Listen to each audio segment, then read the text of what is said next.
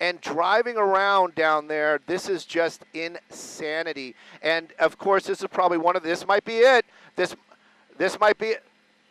Yeah, I thought he was going to get stuck there on that center divider. Yeah, all those deputies out there, and that's probably one of the reasons why they re-engaged that pursuit. You know, this driver, we just clearly saw, we believe what he's doing in there could have been helium for all we know, but chances are that was some nitrous. So this driver, very impaired while driving out here. The deputies from the Compton area chasing him, and again, right now in a very I'm just looking at the streets. I was just wondering if this was a neighborhood that I knew. We're in the Compton neighborhoods out here, but you can see that vehicle making his way a little slower now.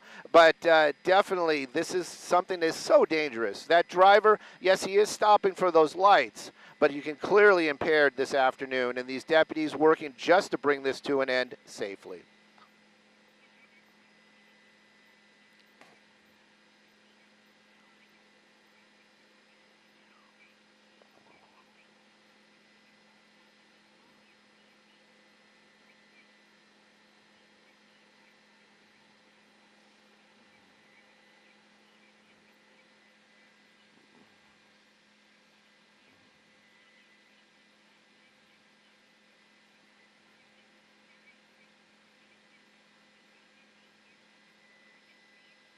Yes.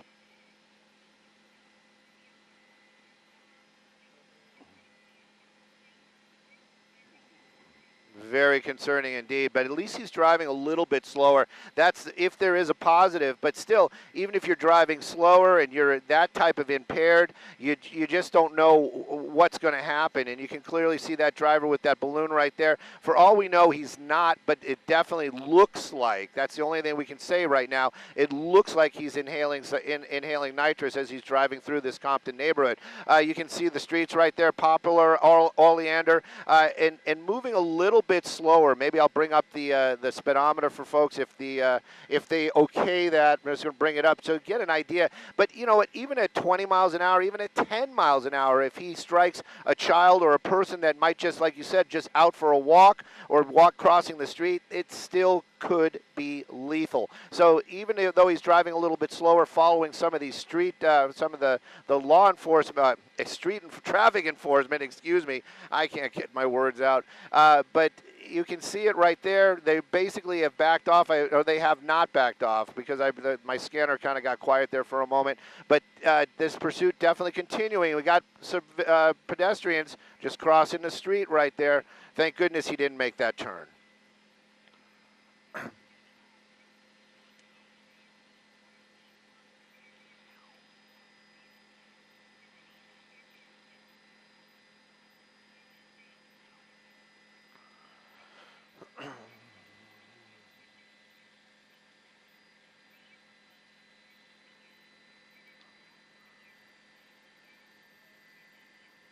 Definitely seems to be alone inside that vehicle. Definitely hasn't really left the neighborhood. And also, the speeds really haven't gotten up to anything, anything really that we would call dangerous. He's actually been staying pretty much within the speed limit, unless, they spin him around and he tears out of there. But he did strike a deputy's vehicle. That is going to be a huge issue for that driver. And then, of course, all this felony fleeing, that is also going to be a problem. Right now, though, that deputy, I'm trying to see if that's the same number. I believe that is the same vehicle that has been doing the pit maneuver. So perhaps they'll try it pretty much within the speed limit, unless they spin him around and he tears out of there.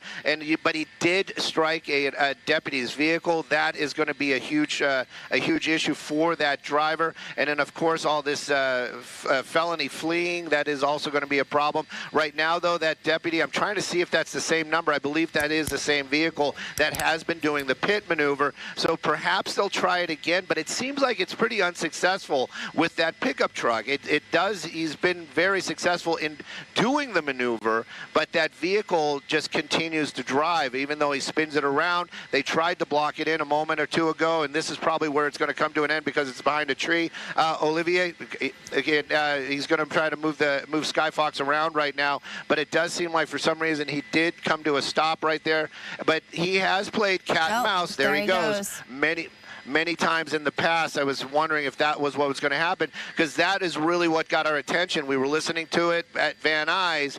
He stopped, and then he would go, and then he would stop, and then he would go. So he's been doing that pretty much the entire time that deputies have been behind that vehicle, playing that same game again right now. So, you know, how are they going to bring this to an end? This would be a good opportunity to try to bring those spikes. Oh, it's a dead-end street. I didn't even hear that, but it does seem like some of those pylons are missing. So, and it might be a little deceiving right there, where if that's a wall or a fence. Oh, that's the wash. So he is kind of stuck right there. He might be able to make his way along that bike path. Hopefully he doesn't. But this is an interesting situation for sure. And again, you know, deputies have their weapons out. They are not here. They're not goofing around. And that driver clearly impaired this afternoon, but right now really doesn't have much of a choice of where he can go. So we're going to keep an eye on this for sure. Well, you know, and also something to take into consideration is we don't know if this individual is armed. We have absolutely no idea, and neither does law enforcement. This is why they're keeping their distance. This is why they're now also approaching with their guns drawn. So we have to just wait and see what the next move is, if he will indeed open that door and follow the instructions and come out with his arms raised, or what he decides to do. It's quite problematic, of course, when you have someone who isn't making the best decisions under the circumstances of being driving under the influence, as police believe he is, and as we've witnessed him with that balloon and what we assume perhaps is nitrous. That's right. Very defiant indeed. And now you have a dog just on the loose out there walking along. Compton, very much a neighborhood. And right there you can see there is a pun. I don't know. I don't think he's got really any place to go.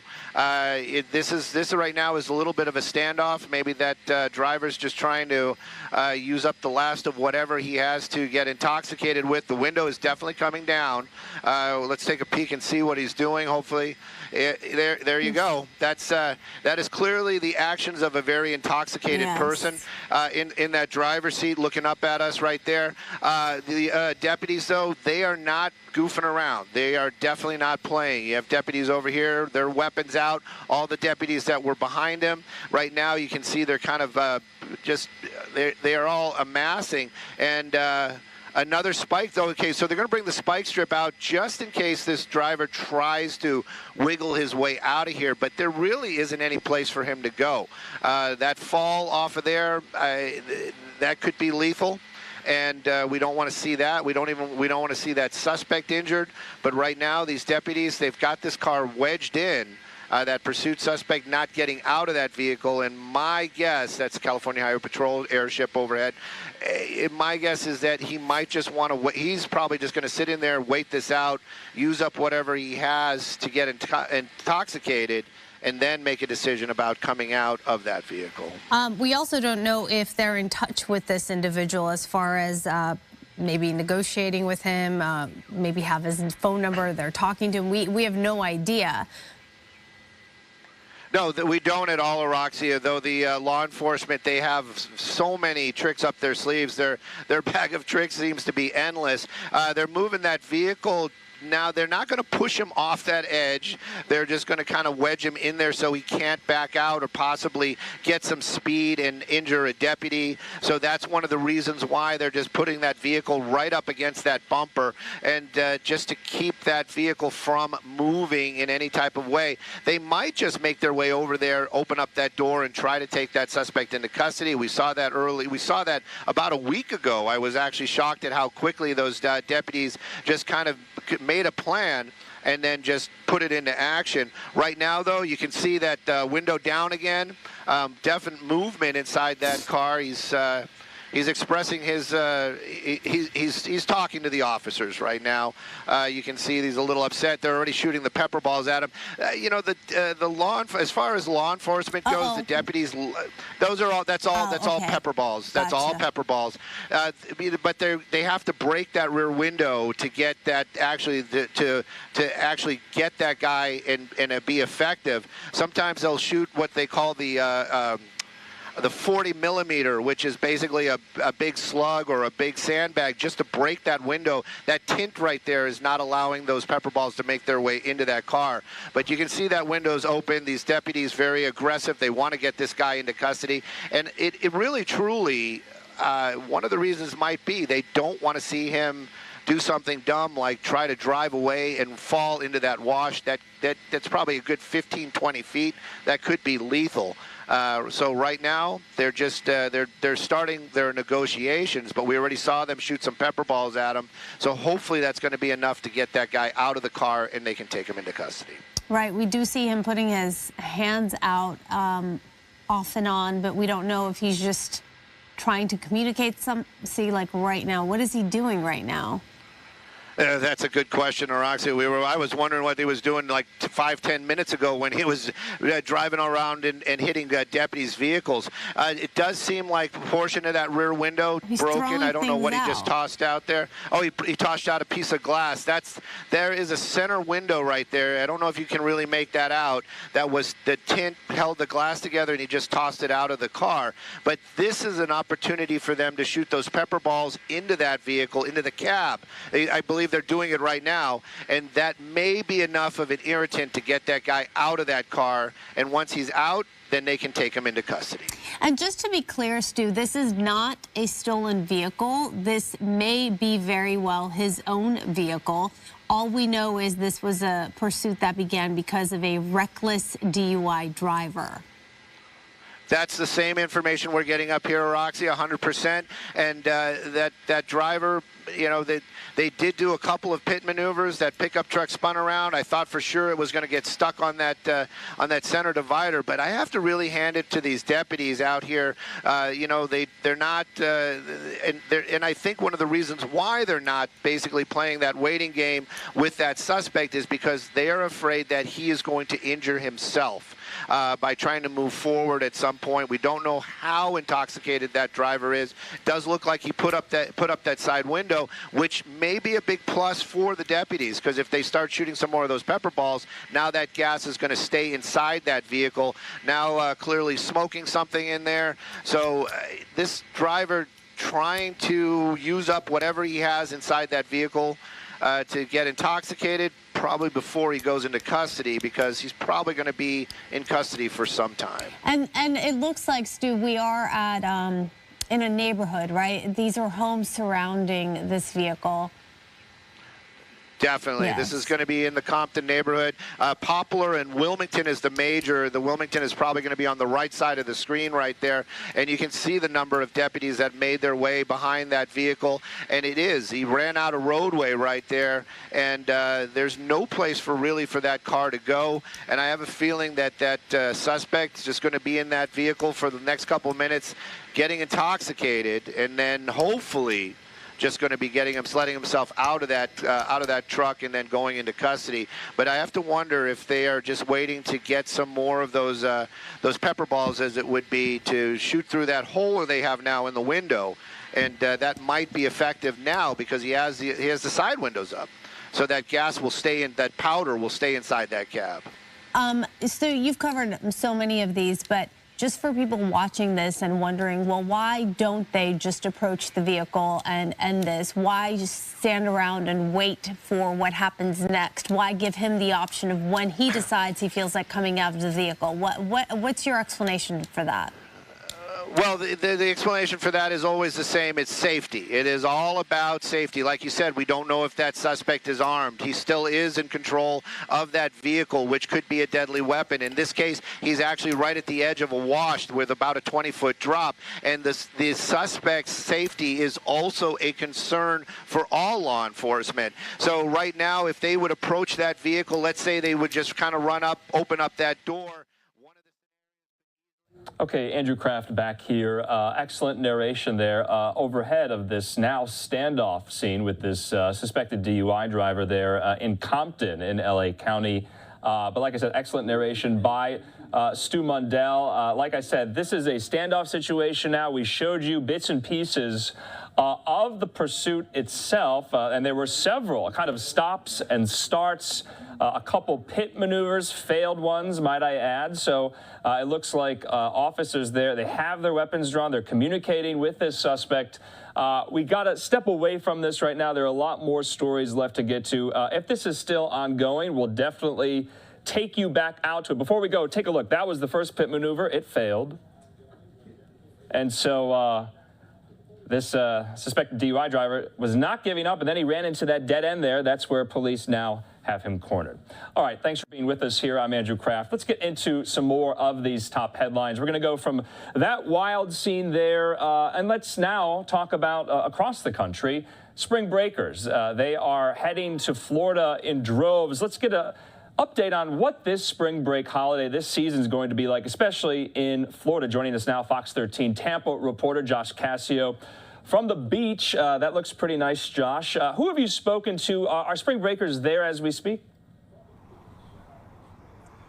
Yeah, I'll tell you, look, they are flocking to the Tampa Bay area. We have some of the best and most beautiful beaches across the country. I can tell you right now, it definitely feels busier at places like the airport and some of the major attractions we have here in the Tampa Bay area. You're also starting to see the roads back up a little bit because of all the folks from across the country who want to be here for spring break. Consider this, according to Tampa International, the experts over there, they say on the busiest days during spring break, that being Saturdays and Sundays, they're expecting 90,000+ people to fly through the airport here in Tampa. That's at least 30,000 more a day than a typical day at the airport, and it's more than previous records set in 2019. That's kind of interesting in itself. I wonder if they're going to get somebody out here from the city to replace those even afterwards. But that vehicle could have easily, if he wasn't paying attention, could have gone into the wash. Right now, though, you can see some of these deputies, they're putting on some gas masks. So that makes me kind of wonder if you can see them right there. I'm trying to hold that shot in the center. So that makes me wonder if those deputies are part of what they would call the arrest team. They might be making their way over to the vehicle. And the reason why they're wearing that, not so much for the nitrous or anything else, but more for that irritant in those balls that are filled with the pepper, so that they're not affected when they get inside that pickup truck. Right now, though, you can see it's more of a waiting game. He was playing that cat and mouse. Well, this mouse is in a trap right now, and the cats are about ready to do something and take that guy into custody, I'm sure.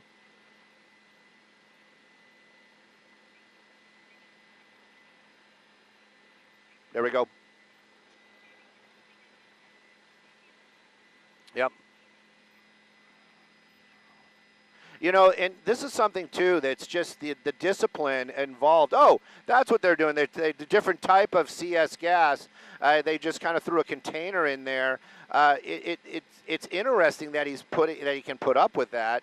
I was thought for sure they were going to make their way in just to get that guy out, but clearly now being a little bit agitated, rolling down the window, and just kind of sticking his head out there. But, you know, I have never been sprayed by that stuff, never want to be sprayed by that stuff, don't even want to know. I don't want to be in the same room. So, but you know that is very irritating. There you go. You can see him kind of rubbing his eyes, and that might actually be making it worse.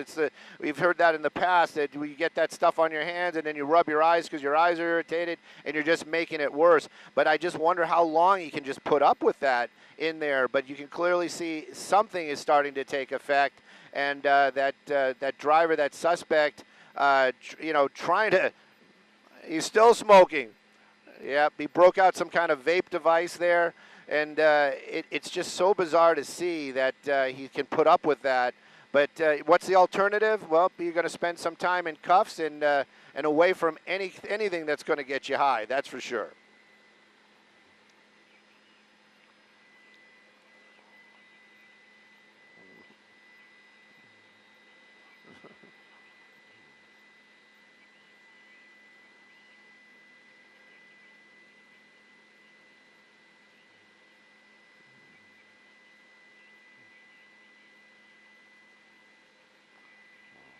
Definitely not, and you know, it's just like you said it. perfectly. They most of the time you kind of wonder, what are these guys thinking? What are you doing? In this case, we know that this person extremely intoxicated and continues to just kind of fight that gas. I just saw him just a moment ago rubbing his eyes with his shirt. I don't think that, I think anything like that is just going to make things worse. And again, just hitting up whatever he's hitting right there. You can see that the smoke coming out of his mouth. Don't know if it's a vape pen or what type of vape he's using. But clearly, whatever's in that vehicle, he's trying to use up before he goes into custody. And these deputies, well, you know what, time is on their side, but they definitely want to bring this guy into custody because they don't want to see anything strange happen, like that vehicle lunge off and fall into that wash.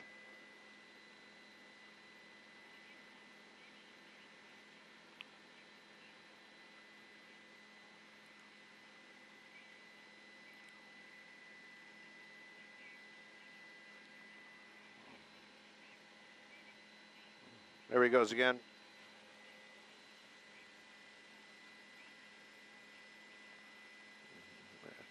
Another one. Yep, another one, just tossing it in there. Nope, he threw that one back out. Yeah, he just tossed it out, and here comes some more pepper balls. He got some in his eyes. You saw that one right there. It bounced off the windshield. So it's just, how much longer can you put up with that? I mean, come on. Yeah, just give up. Just give up. Just now, you know, getting out. You know, maybe he's getting out. Let's see. Maybe he's just trying to get some fresh air. But let's see what happens here. Let's see what happens here. I don't want to get off the super double, but I want to get a cleaner shot. Doing what he's doing right there, I don't think is going to be helpful. I think that's just rubbing it more into his eyes. But that's what it's designed for.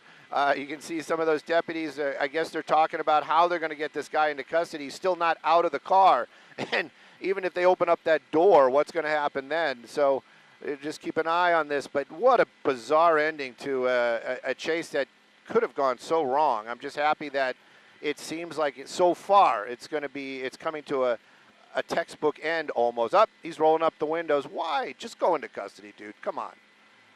And,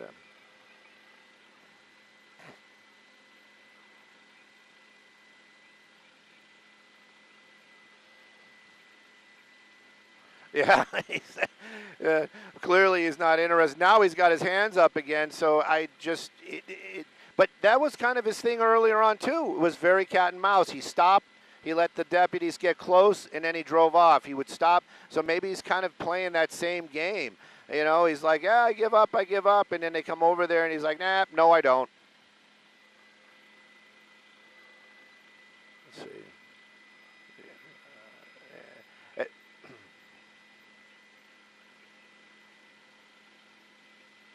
Yep, just getting some fresh air.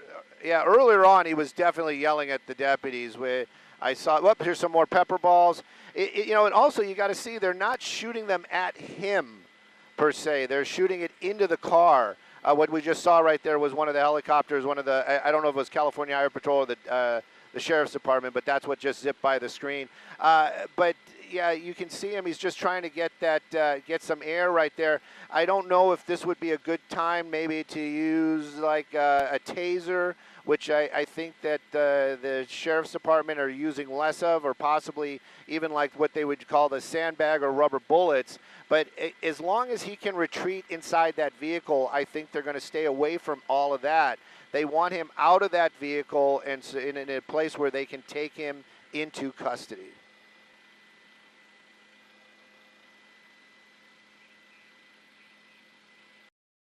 I think that the Sheriff's Department are using less of, or possibly even like what they would call the sandbag or rubber bullets. But as long as he can retreat inside that vehicle, I think they're going to stay away from all of that.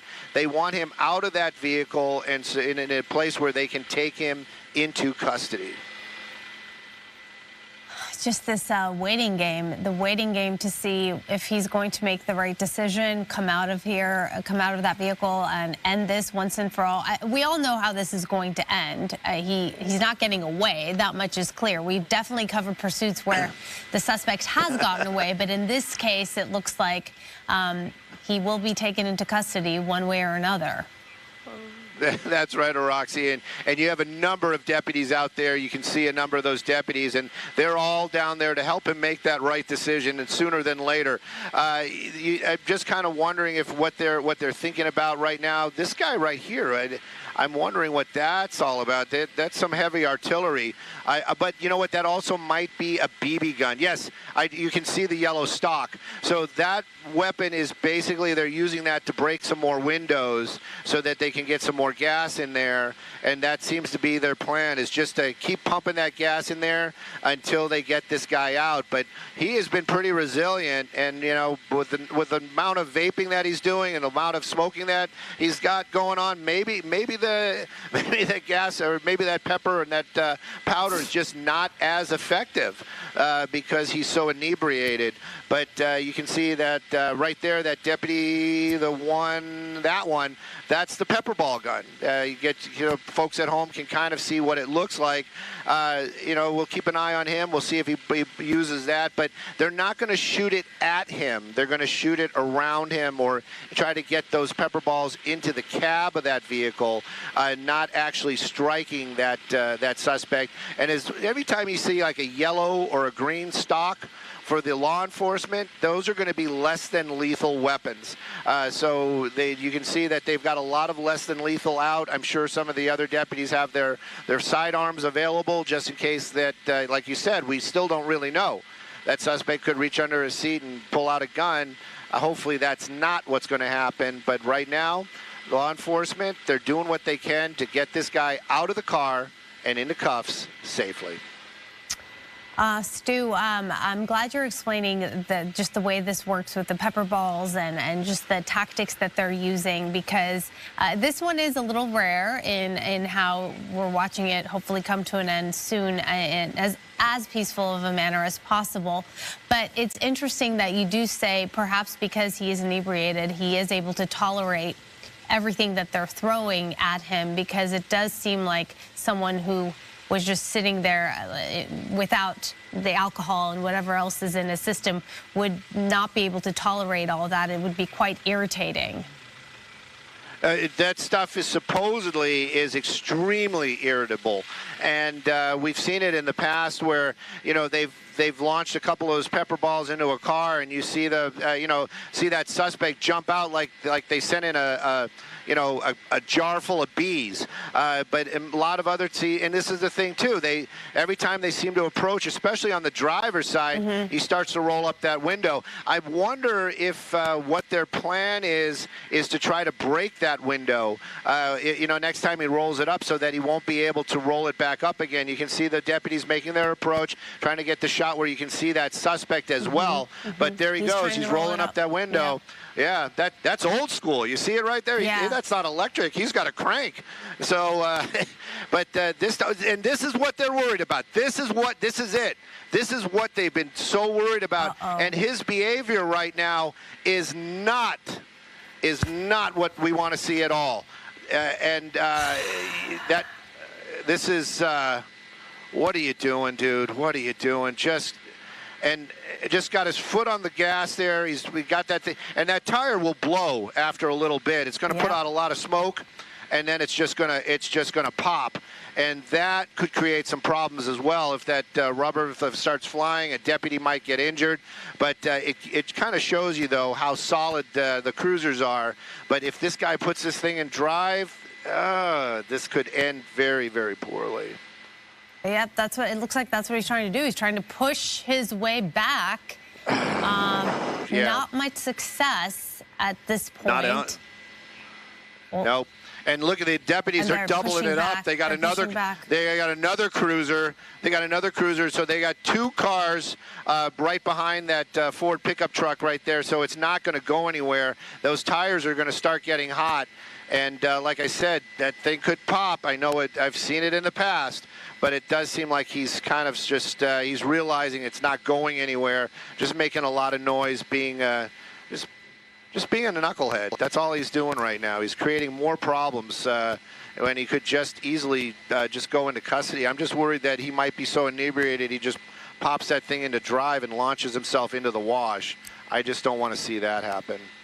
I mean, he could also It looks like he could maybe go to the right. I don't know how far he would get. He would probably get stuck right there. Interesting he hasn't attempted to come out of his car and just make a run for it at this point. You know, running is it almost falls under exercise, and this gentleman right here doesn't seem like he gets much exercise, so I think that's off his list of things to do. He just was going to kind of hang out there again with some sort of vape.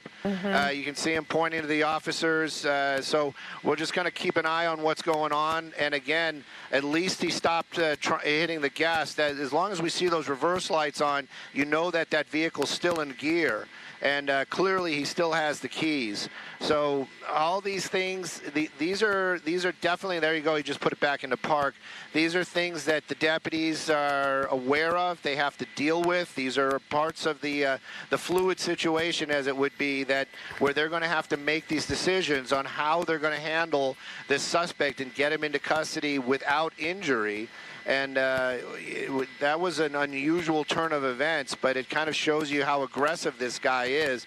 Now tossing more stuff out. He seems to be running out of things to inhale inside that vehicle.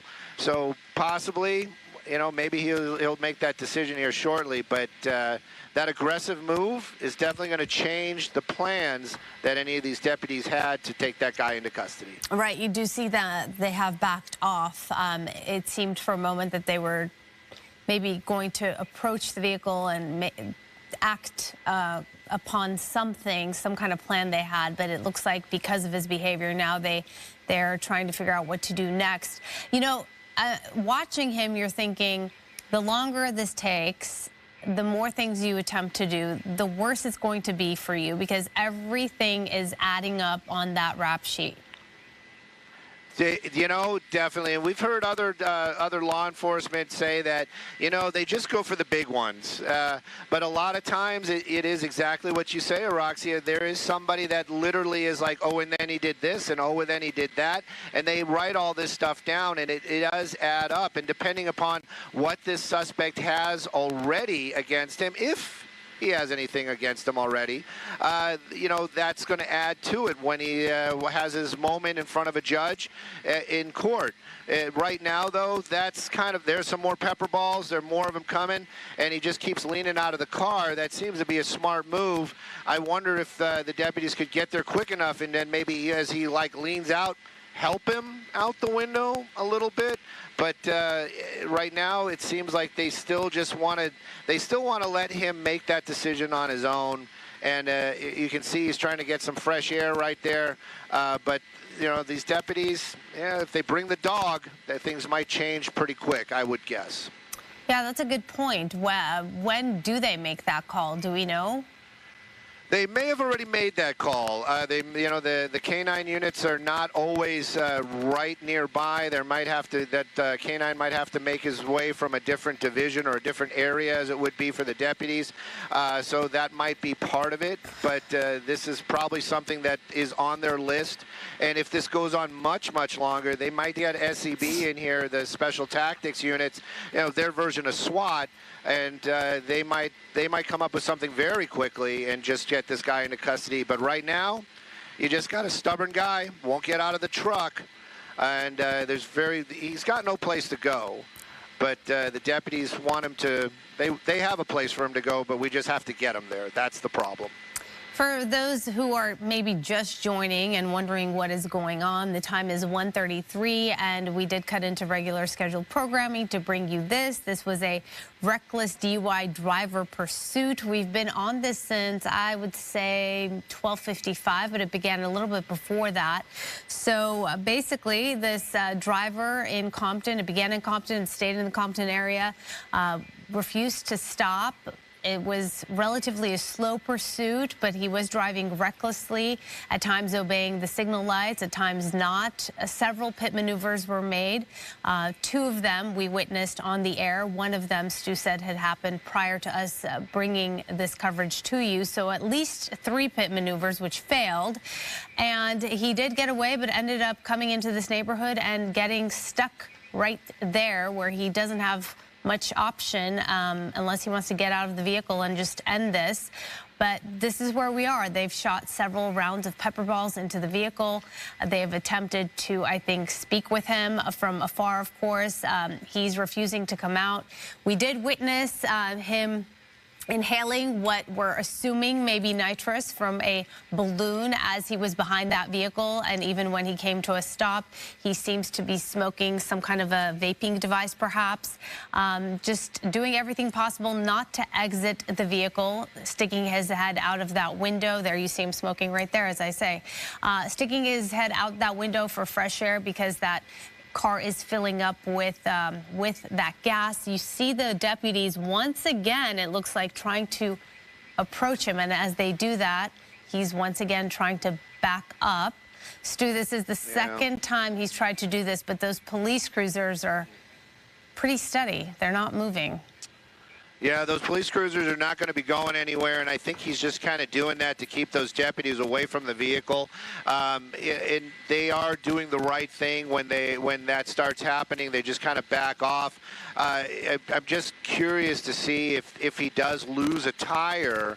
What's gonna happen after that? You know, if he keeps hammering it like that, those tires are gonna get hot eventually, and he's tearing into that rubber. So, and not that we're concerned about his tire wear, we're concerned about that tire exploding under the pressure and the heat, which we have seen in the past. So right now, the deputies, they're gonna stay there. Every time they seem to approach, he puts that thing in reverse, and that kind of pushes them back, which is sad in itself. But you know, again, the law enforcement, they have to work within a certain parameter, and safety is the biggest one. And they have to keep their deputies safe, and they have to keep that suspect safe as well.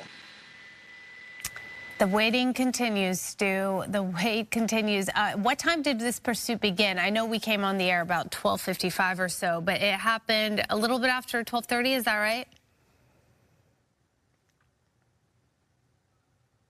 Stu's probably getting some information right now.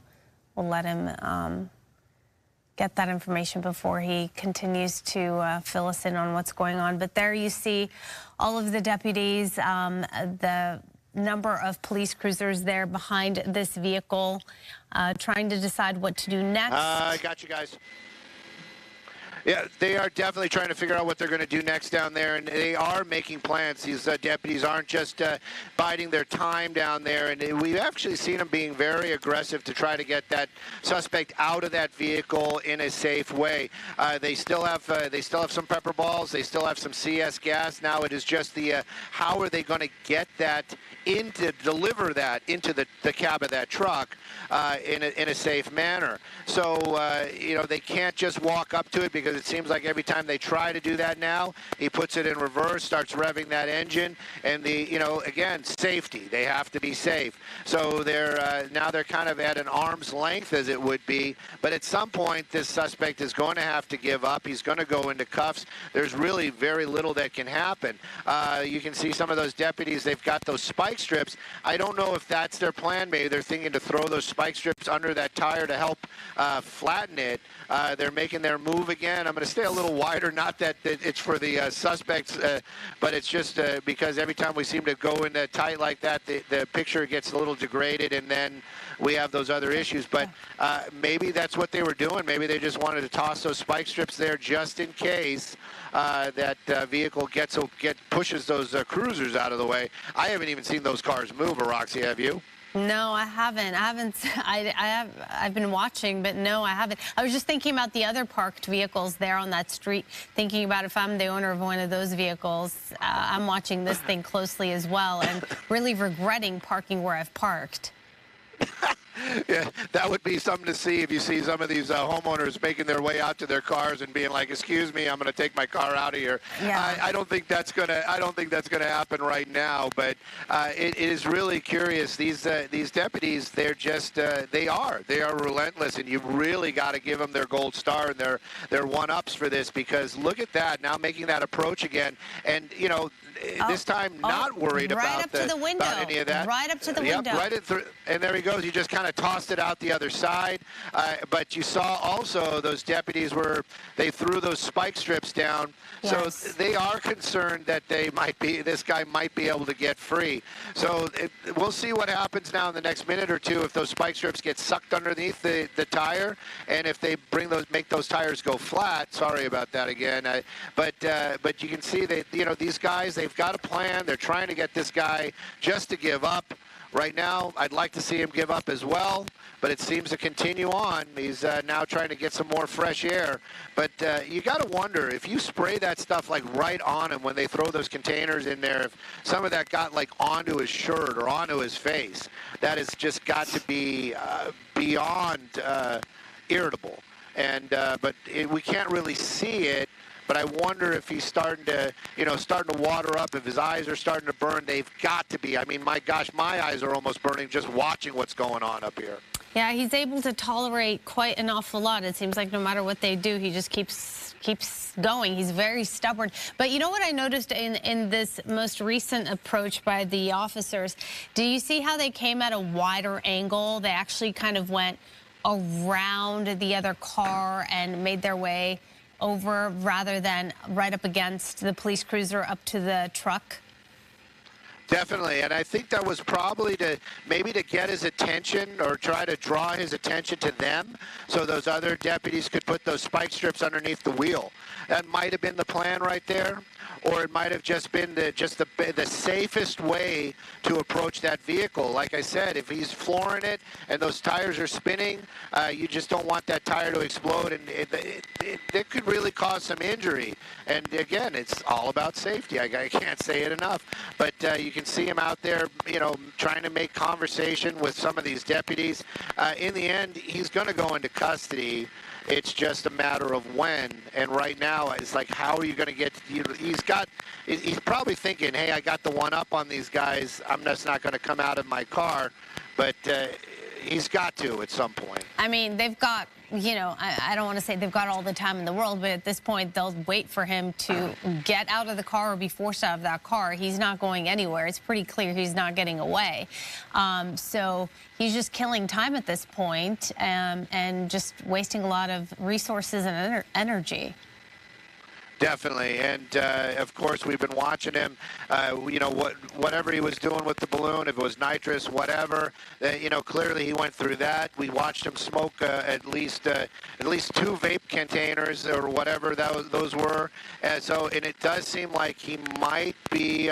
Just as soon as I said it, there's another one. So he still has something going on down there. But you can see him definitely talking to the deputies. That's at least something. I wonder if the deputies are communicating back, basically probably just saying, just give it up, just come out of the car. This is over.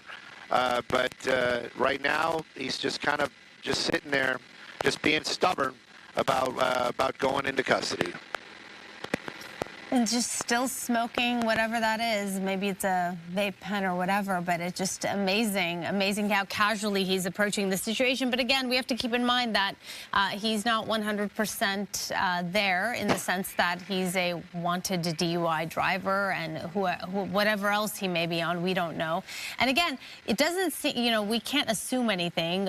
We haven't seen him display a weapon, but we have no idea, and neither do these officers. So you always have to be extra cautious and extra careful. You have no idea what this person has inside of that vehicle and what they're capable of. And also, when it comes to a point where they have nothing to lose, that is the most dangerous of them all.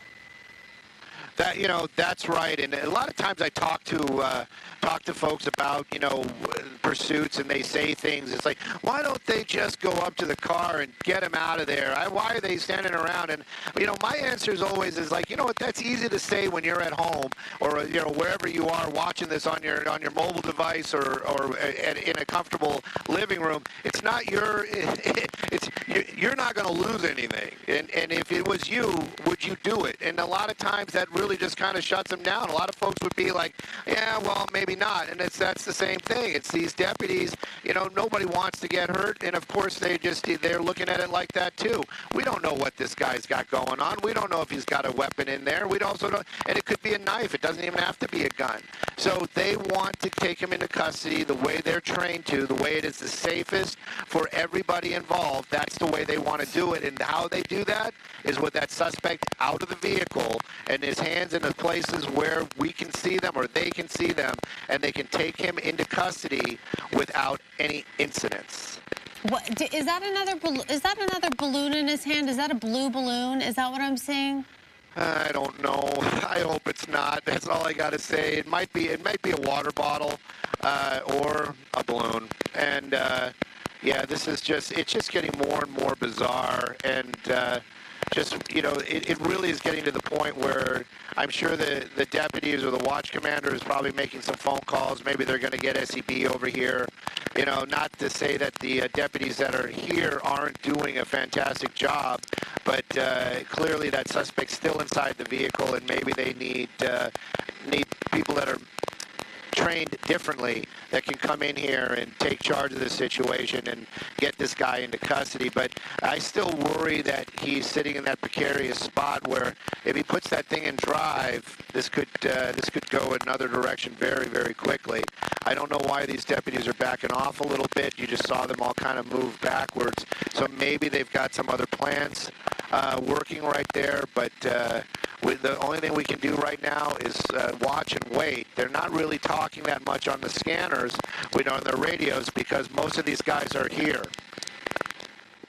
So as we're watching this, we're just waiting to see what happens next, because as these officers have attempted several times to approach the vehicle, they've had some success of firing those pepper bullets into the car, as well as throwing some of these gas canister inside the vehicle. But as you may have witnessed, the driver, the man right there, just picks it right up and throws it right out the window and doesn't seem to be all too concerned with anything. And it's very hard to get him irritated enough, agitated enough to end this and come out of the vehicle and comply with the officer's orders.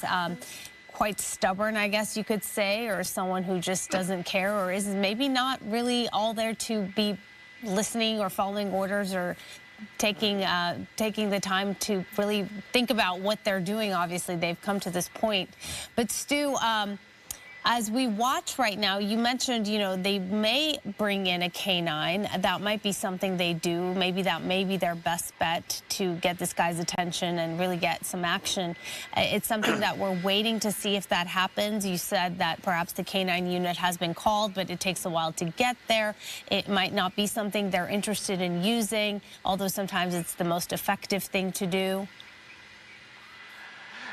Definitely, and that's the thing. You know, the sheriff's department, they've got a big bag of tricks to find some way to get this guy out of there. You were talking about irritating that driver enough to get him out of there. I'm starting to get irritated enough where I'm thinking we should try to do something to get him out.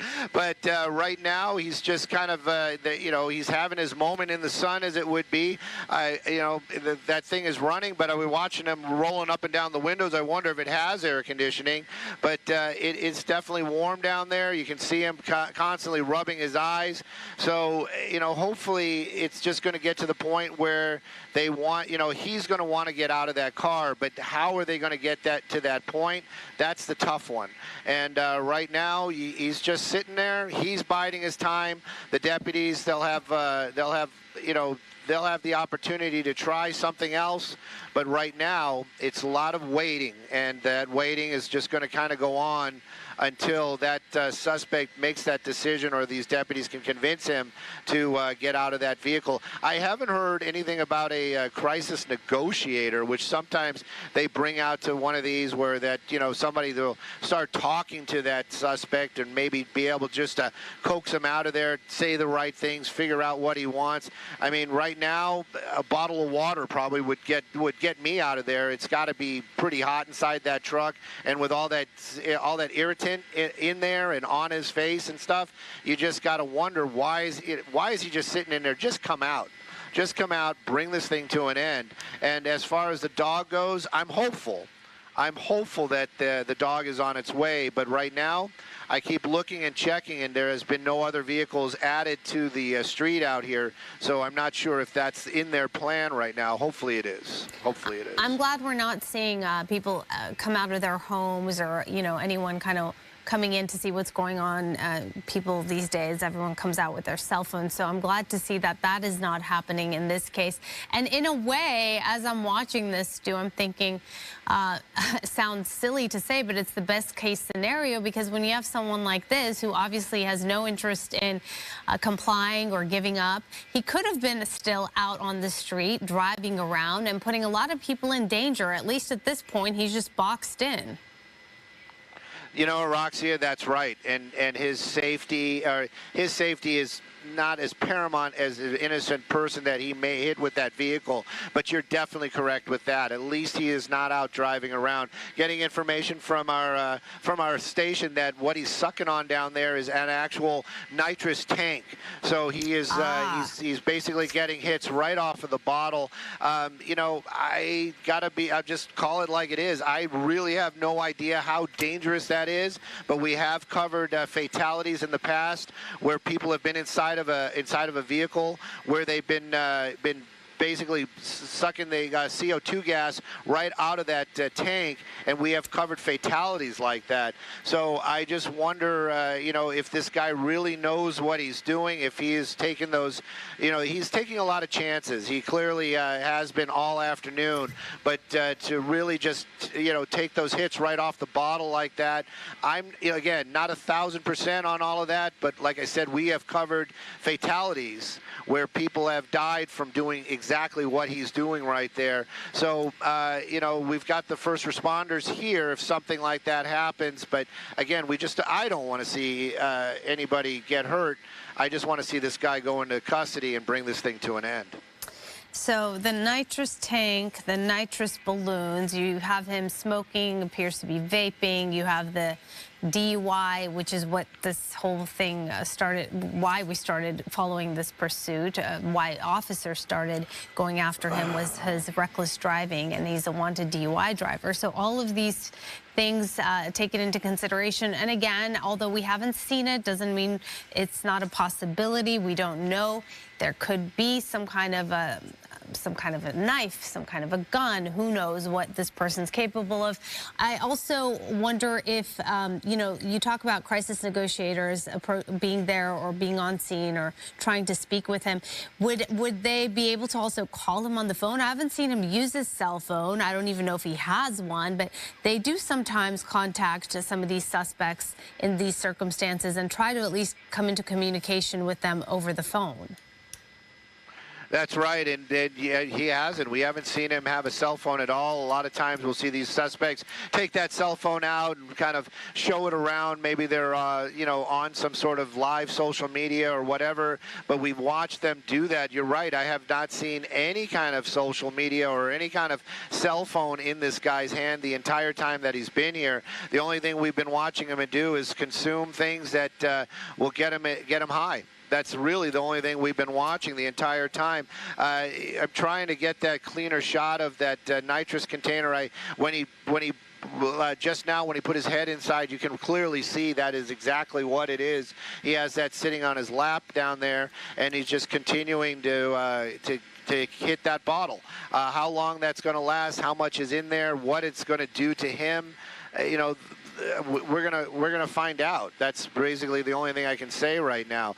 These deputies, they're out of all their less than lethal ideas, and now they're basically just doing this stop and wait, and that's all they can do. Maybe they're hoping that he'll run out of that nitrous, and then just, you know, give up then. But as it stands, he's sitting in there and just kind of getting high while these officers, these deputies, are waiting and for that moment or that opportunity that they can take him into custody safely. Upon one of the approaches, when they did approach the vehicle, we did see them throw what appeared to be spike strips underneath that car. So we assume those spike strips are, in fact, underneath that truck. Definitely, and Yeah, we can see, we're getting information that maybe we should move Skyfox around, but if we move Skyfox around, we'll lose this spot. But we can move around a little bit. I'm going to give that to Olivier. If you want to move us around, we can.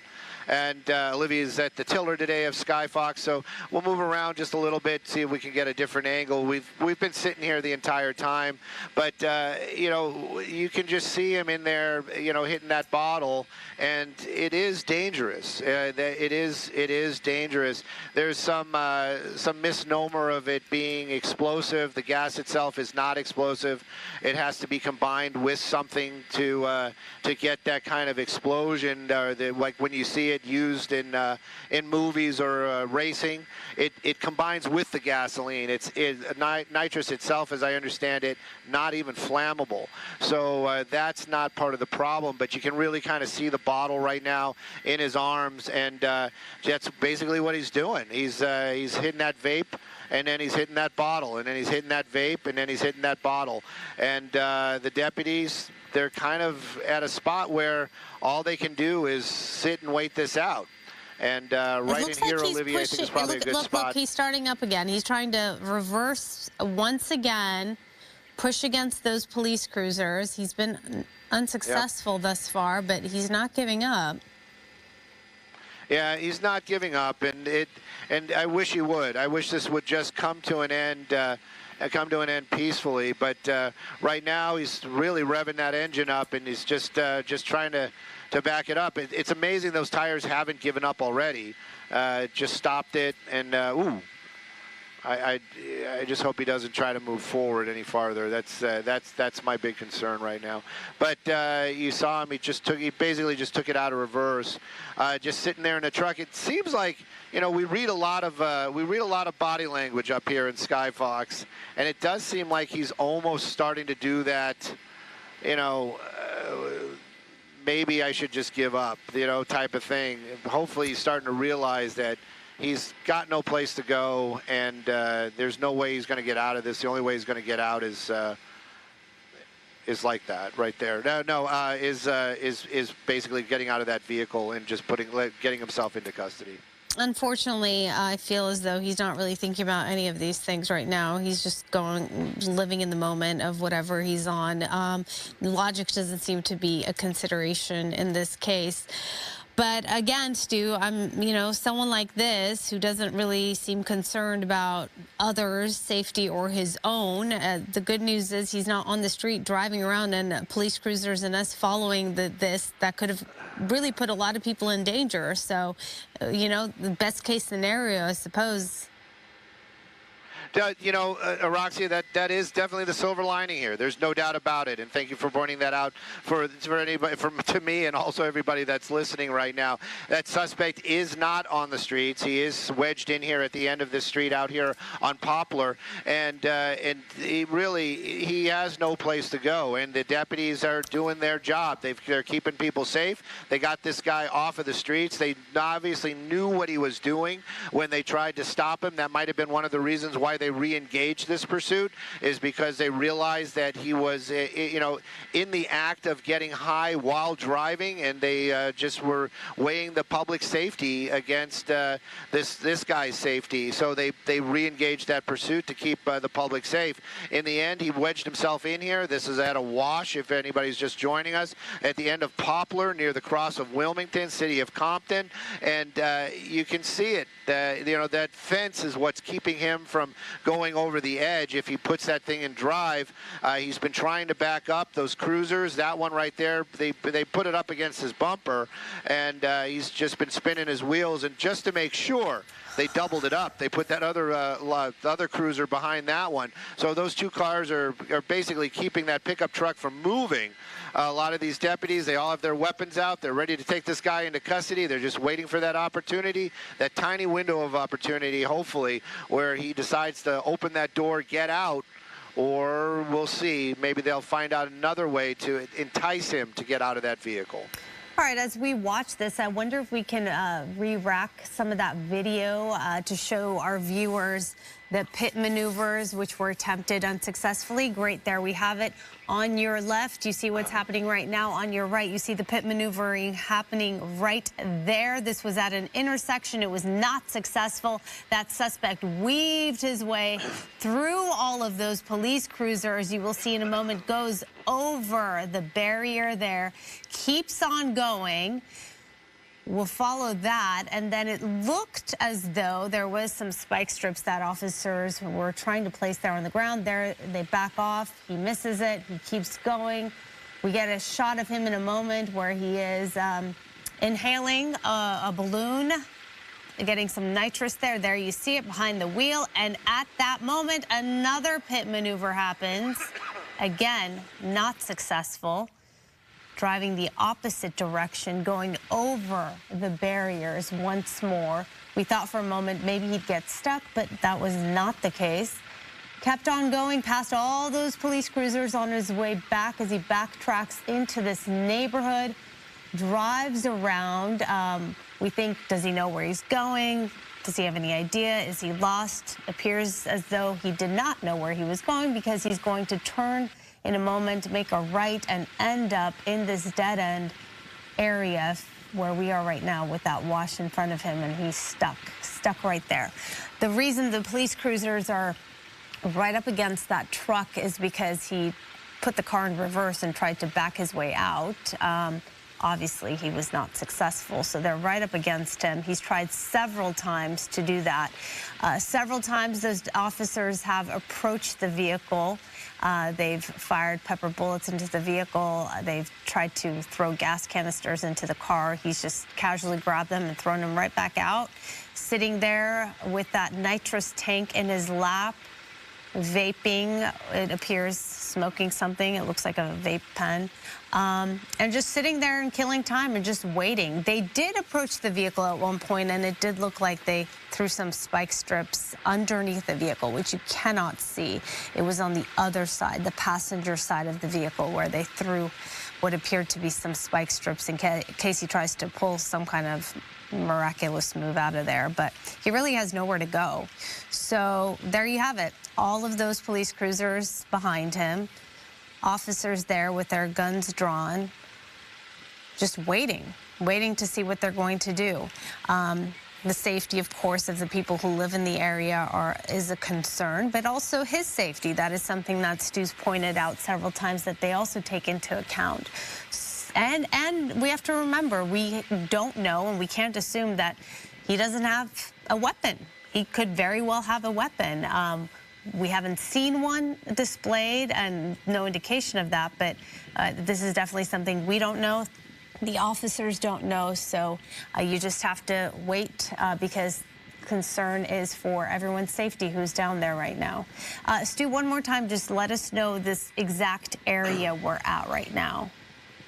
Well, we are in the city of Compton. This is going to be Poplar Street near the cross of Wilmington. Wilmington is going to be the major street at the end of this cul-de-sac right there. And actually, they have Wilmington shut down. I just did that wide shot. I just noticed they have some cruisers out there. So they actually have Wilmington shut down as well in both directions. You can see Poplar comes to a dead end here at the wash. Somebody had moved some of those barriers out of the way, so that pickup truck actually had a moment there where we thought he might be trying to drive on that bike lane that runs along the wash, but he didn't. He just kind of came to a stop.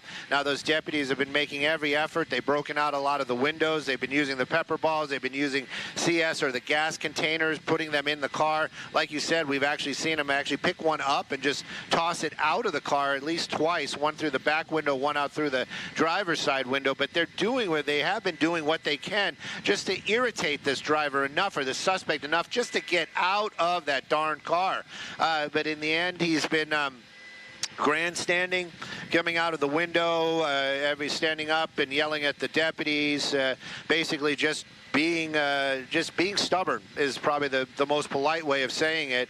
And in the end, now he actually has a nitrous container that he has sitting right there, and you can see him again just doing what he's been doing for this entire time, sucking on some of that gas, getting inebriated, getting high, and it's just been a waiting game. And I wonder if he wants to try to use up that entire canister. Again, not really familiar with it, don't know how exactly that's going to work, but I can imagine an entire canister, probably pretty dangerous.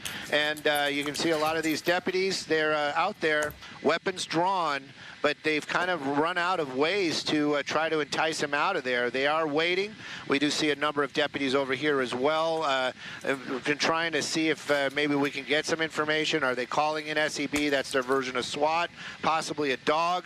But it seems to be right now a wait-and-see type of situation. And, of course, that suspect, you know, the deputies had time on their hands, but that this suspect definitely using up the last moments of his freedom before he goes into custody, trying to get as high as he can. Yeah, absolutely. And again, we kept mentioning that maybe they would deploy a K-9 unit, but we haven't seen that happen. It's been quite a while. Stu, we started following this on air about, I think I want to say 12:55, but when did this begin? Do you know? Was it around 12:30 or so? It's been a while. It has been a while. We were listening to it. I have to give a shout out to Moy and some of those scanner groups out there. They were getting a hold of me, basically saying, "Hey, there's a pursuit in Compton," and I tuned it in, and sure enough, it was there. And that suspect playing a lot of cat and mouse, stopping, starting. There was a moment where we were like, maybe we're not going, because he kept stopping.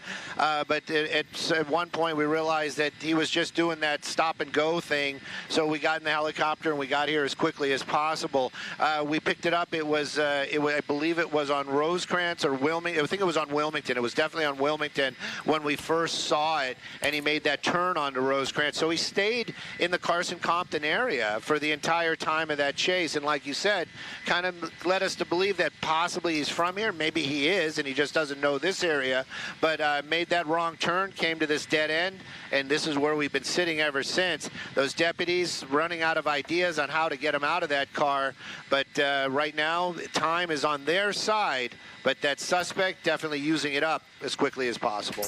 Yeah, it's been a while. We've been watching this, and not much has happened in the sense that, you know, the suspect's refusing to come out, and everyone's just waiting to see what the next move will be. Since we're past the top of the hour here, it's 2:06. I just want to give everyone a little update in case they just tuned in as to why we're watching this standoff with a suspected DUI driver. Also, Stu, Christine Devine is walking into the studio, and she's going to take over in a moment, so I want to fill her in on what's going on as well.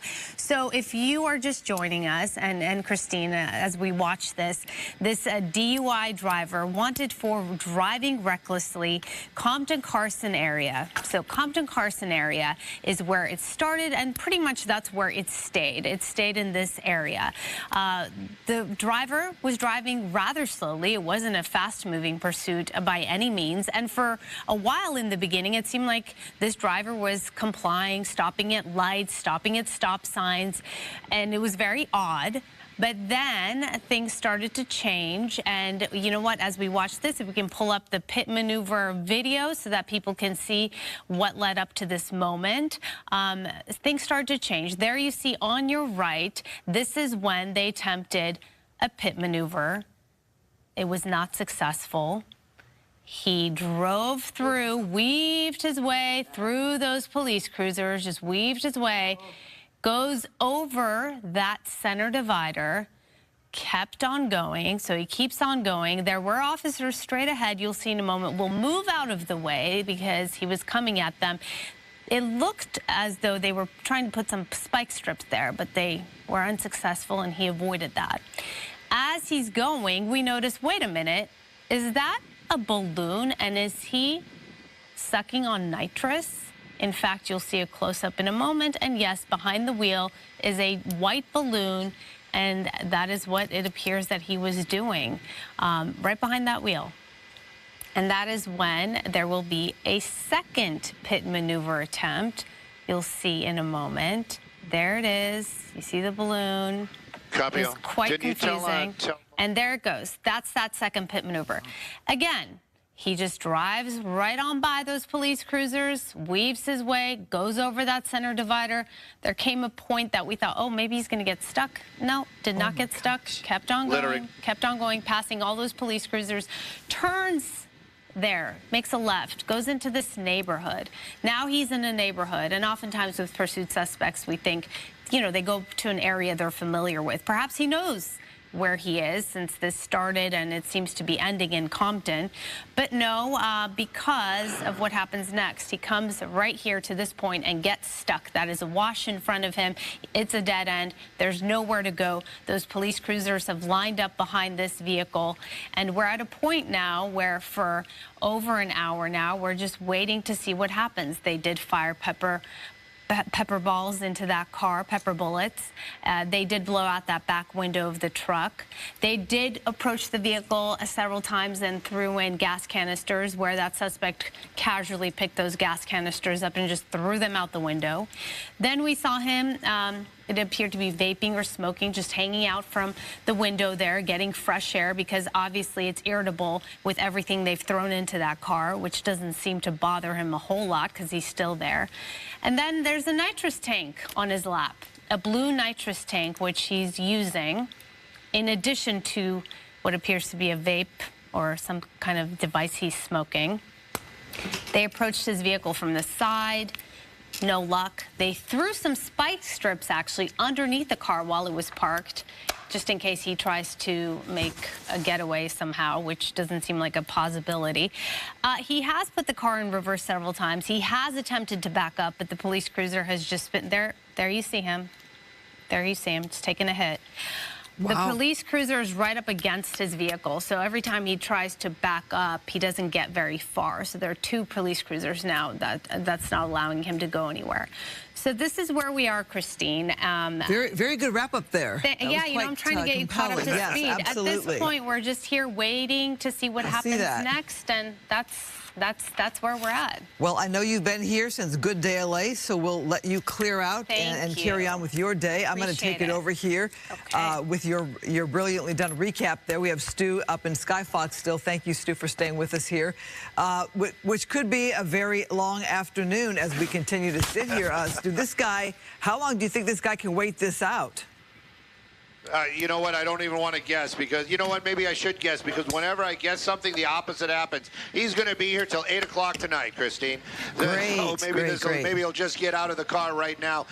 It has been very frustrating, and I mean, frustrating for us is one thing, but these deputies that have been here since the beginning, following that vehicle, that one that you see right there, I believe the one that actually is right behind it actually has some damage. That was the one that was doing the pit maneuvers earlier on, and so that that deputy really just was, in it for the win and wanted to take that suspect into custody. In the end, you saw it. He made his way right here. They are still concerned that he could injure himself by driving into the wash. That's one of the reasons why they're not being overly aggressive and just making that attempt to take that suspect into custody on purpose, on accident, whatever could happen. That vehicle still runs, and that driver still has the keys. We've seen it in the past. He'll put it in reverse when the deputies get too close and just floor it and spin those tires. But if he accidentally puts it into drive, this is what could happen right there. They don't want to see that either. And they're also concerned, we saw while we were doing that swap right there, and Roxy was doing that wonderful recap, this house right here, the deputies were actually evacuating a family. We did see what we believe, a male, a female, and some small children making their way out of that home. So they are concerned that this still could have some end that may not be as favorable as they would hope. So right now it is a wait and see. Is there a possibility that they're going to bring in the dog? Possibly, but you'd think that dog would have been here by now. Maybe they're going to call in SEB. That's their version of SWAT. But at any rate, it is a lot of waiting right now as we're watching that suspect just refusing to get out of that pickup. Yeah, there really is no scientific method to determine when this is going to end. I tried to put you on the spot there. You gave it a good guess. So here we are watching this standoff. Deputies there with their guns drawn. You have to wonder about the state of mind of this driver here who's just sitting there with obviously nowhere to go in that vehicle. So does the person just wait this out until they're hungry, bored, have to go to the bathroom, etc.? How much is what he's inhaling there affecting his judgment? And he's not been on the phone. You haven't seen him make any phone calls to anyone, Stu? We haven't seen a phone at all. Roxia pointed that out a little bit earlier on, and they have not seen a phone at all. We've just been watching him take those hits off of that nitrous container. Earlier on, he had that balloon. Perhaps I don't know, maybe in the hustle or in the breaking of the windows, that balloon was broken, but he has resorted to what we're seeing right there. The deputies, you can see them making their way around the neighborhood. We've been earlier on, we saw a lot of deputies, maybe not that many sergeants, because these guys really were working to get that guy out of that vehicle. They were using everything they had. They were breaking out the windows. They were making an approach. They were actually, we saw them, hand hold and toss into that vehicle CS containers, like a handheld container of gas, trying to get that suspect to get out of that car. In the end, two of those containers we actually saw him grab and throw out, one through the back window, one through that driver's side window. We also know that those windows are not electric, and the only reason I point that out is, if the vehicle is disabled, maybe you can't get that window up and down. Those are crank windows. So even if that car isn't on, as soon as you see these deputies making an approach, he starts rolling up that window. In the old school, you see that hand crank starting to move. But there is some communication. What it is, I can't really say. Maybe it's just profanity. Maybe it's something other than.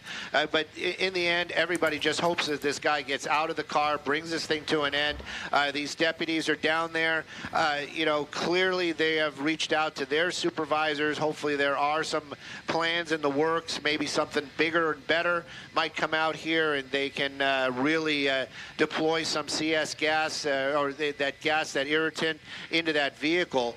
But until that happens, it is a lot of waiting, and you can even see that we can't hear what's going on down there. So we watch body language, and that body language right there is vaguely, I'm really starting to get bored. And maybe that will be the catalyst to just make him make that decision to, like, okay, this is over, let me get out of the car. But nothing has happened to really point in that direction at all. We've watched this guy play cat and mouse with these deputies all afternoon already. Yeah, taking a swig off that tank there, that nitrous tank. Look, I'm not a nitrous expert. I don't know how that works. I don't know what that does to the brain necessarily when it comes to your judgment in a situation like this. Yes. Obviously, with nowhere to go except into a wash. The driver's not moving that vehicle anywhere, completely boxed in by law enforcement there. You all had said it, time is on the side of law enforcement right now because you don't have people endangered, you don't have pedestrians in the way, you don't have other motorists in the way. Obviously, there are homeowners there to the back, but they can stay to the back of all of this. So I'm reading that pepper balls were fired into the cab of the vehicle, breaking the portion of the rear window. So if people are watching and they're thinking, why isn't law enforcement doing something? Well, they have done that move already. We did show earlier with Roxia on coverage here of the two pit maneuvers, attempts at that. That didn't stop him. Look at the people there. It looks like somebody from the community walking away there, perhaps residents there trying to get out of harm's way and go about their day, whatever business they have to handle. Keep in mind, it is about 2:17 now here in Los Angeles. We know we have a lot of people who watch from other states, even overseas, when we're online, on the web, on Fox 11. And people are wondering what's going on here in Southern California. Okay, so this started in the Compton, Carson area, and here we are with this standoff. Stu, you've been on since around close to 1 o'clock, following this since around 12:30, and here we're now coming up close to 2:30, where school is going to let out. Families will start coming home from work, who work those traditional 9 to 5 type of hours, and people are going to want to get into their homes in that neighborhood. I'm wondering how far backed up. How far blocked off is this street? Oh, there you go right there. Okay, a whole neighborhood right there affected with the street blocked off. All of those homeowners, all of those residents having issues perhaps getting into their neighborhood with their cars, on foot. Are they locked into their homes, sheltering in place there? Are they wanting to come or go and they just can't? It's a problem if you live in those homes right there. Well, you know, Christine, what you saw right there was they're doing evacuations. They're actually, deputies are going in and door knocking some of these homes and asking these folks to exit their homes. And that's what we saw. We saw when some people from this greenhouse just moments ago, you pointed them out. And just before that, we saw a family leave this house right here. Also, what we've been noticing just from Skyfox is, you know, you see a lot of these deputies, they're all in their greens. They got their uniforms on down there, but all of a sudden now we have this officer that's not in a uniform, so that would venture to say that that is a sergeant or somebody with a higher rank, somebody making some decisions. I've been watching him and hand motions, basically talking with and getting a briefing from the deputies that have been here, doing an amazing job trying to get that guy out of that vehicle. So perhaps he's been on the phone, he's been on his radio, so maybe they are making a plan. Maybe they are coming up with something to get SEB out here or some other means to get that person out of the car. We keep hoping that he will just make that decision on his own, but I really don't think that's going to happen just because of the fact that he's been cat and mousing these deputies the entire time. We've been aware of this pursuit. Earlier on when we were listening, that's what we were hearing. We heard him, oh, he stopped, the door's open, oh, now he's going again. He stopped, you know, and that's what they were seeing earlier on. As far as what that does to you, I also was saying the same thing. I'm not that familiar. I know that we've covered fatalities in the past from nitrous oxide, especially being ingested inside of a vehicle, inside of a closed area. This one is not a closed area anymore. That rear window's been broken out. You can clearly see he's got that with, you know, the driver's side window down. So, you know, how is this going to end? Well, it's going to end with that suspect in cuffs. But when is it going to end? That seems to be the big question. Are we going to have to wait till he runs out of things to inebriate him? Or are the deputies going to, you know, basically bring his party to an end? We just don't know right now, but we can clearly see a lot of motion down there. These poor deputies have been out there with their weapons out probably for about 30, 40 minutes now. And you know, it's got to be stressful for them as well. These deputies, with what I would believe to be a sergeant or better, you can see that sergeant clearly on his phone, probably communicating with other, you know, of his supervisors on how far, what they can do, what's the plan. And as far as, you know, you mentioned that, Christina, about folks at home saying, well, why don't you just go over there and take him out of the car? What are you doing? Just open the door and yank that guy out. My answer to that always is, would you do it? You know, and that usually shuts people down because we just don't know. You know, he still has, that car still runs. He could put it in drive. You could drag him and maybe a deputy over the side. He might have a knife in there. He might have a gun. So it's better to keep everybody safe and just wait it out. And that's what's happening right now. Well, okay, you got to feel for those residents who live in that neighborhood. For them, their day completely disrupted. I don't know about you, Stu, but I feel like I'm always on the go and always in a rush. One thing that throws off my game really disrupts my day, so I can't imagine being a parent waiting for your kids to come home from school or having to go to work in the afternoon or trying to go to the grocery store or the post office or something like that, and you can't because this is happening in your neighborhood. And as we look at this driver here, this DUI driver, DUI suspect here, you know, I can't help but hurt as well for this driver because I'm thinking this is somebody's perhaps brother, father, uncle, son. And if they are from here, are their relatives watching this, wondering what's happening to their loved one, why they're doing this, what's going wrong here? And there you go. That's that nitrous tank, we believe, some kind of tank that this person seems to be sucking on, which we got to know affects the brain some way. But again, this is somebody's loved one, and you hate to see their day go like this as well. You have to wonder what's going on in their life that their day ended up like this at 2:23 on a Thursday in Los Angeles. Law enforcement there, the patients law enforcement has to have there with their guns drawn, sitting there at the ready, making sure they are safe. Obviously, we know we had a bad incident last night involving the LAPD, where 3 LAPD officers were shot when they were trying to deal with somebody who was barricaded. So safety first. I mean, Stu, think about that right there.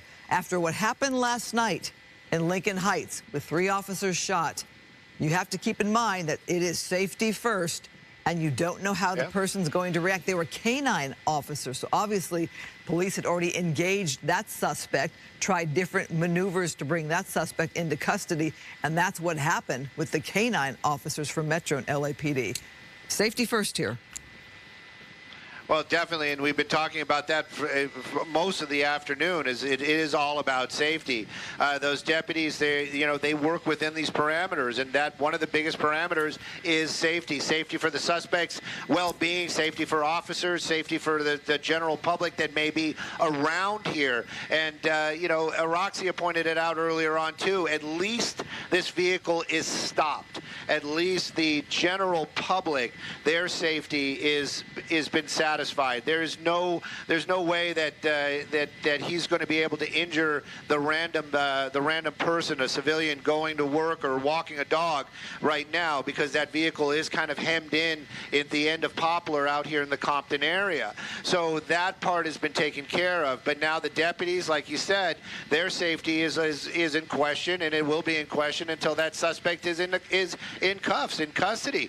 And of course, the safety of that suspect. We worry, and I'm sure that they worry about it as well. When he's been revving that engine, you haven't seen it yet, but he's been revving that engine and then putting that car in reverse and spinning those tires. If he bumps that car into drive and launches it into that wash, that could be fatal. That could be a fatal move for that suspect. At least a severe injury. So they don't want any of this. They don't want to have any of those problems. They just want to get that suspect into custody and then get him into the system, and hopefully you can get some help. You were talking about family members. Maybe one of the family members, well, we haven't seen a phone, so but maybe one of the family members can reach out to the deputies and say, bring up this or tell them this, and maybe that'll help bring this to an end. But right now, it seems to be a lot of deputies waiting.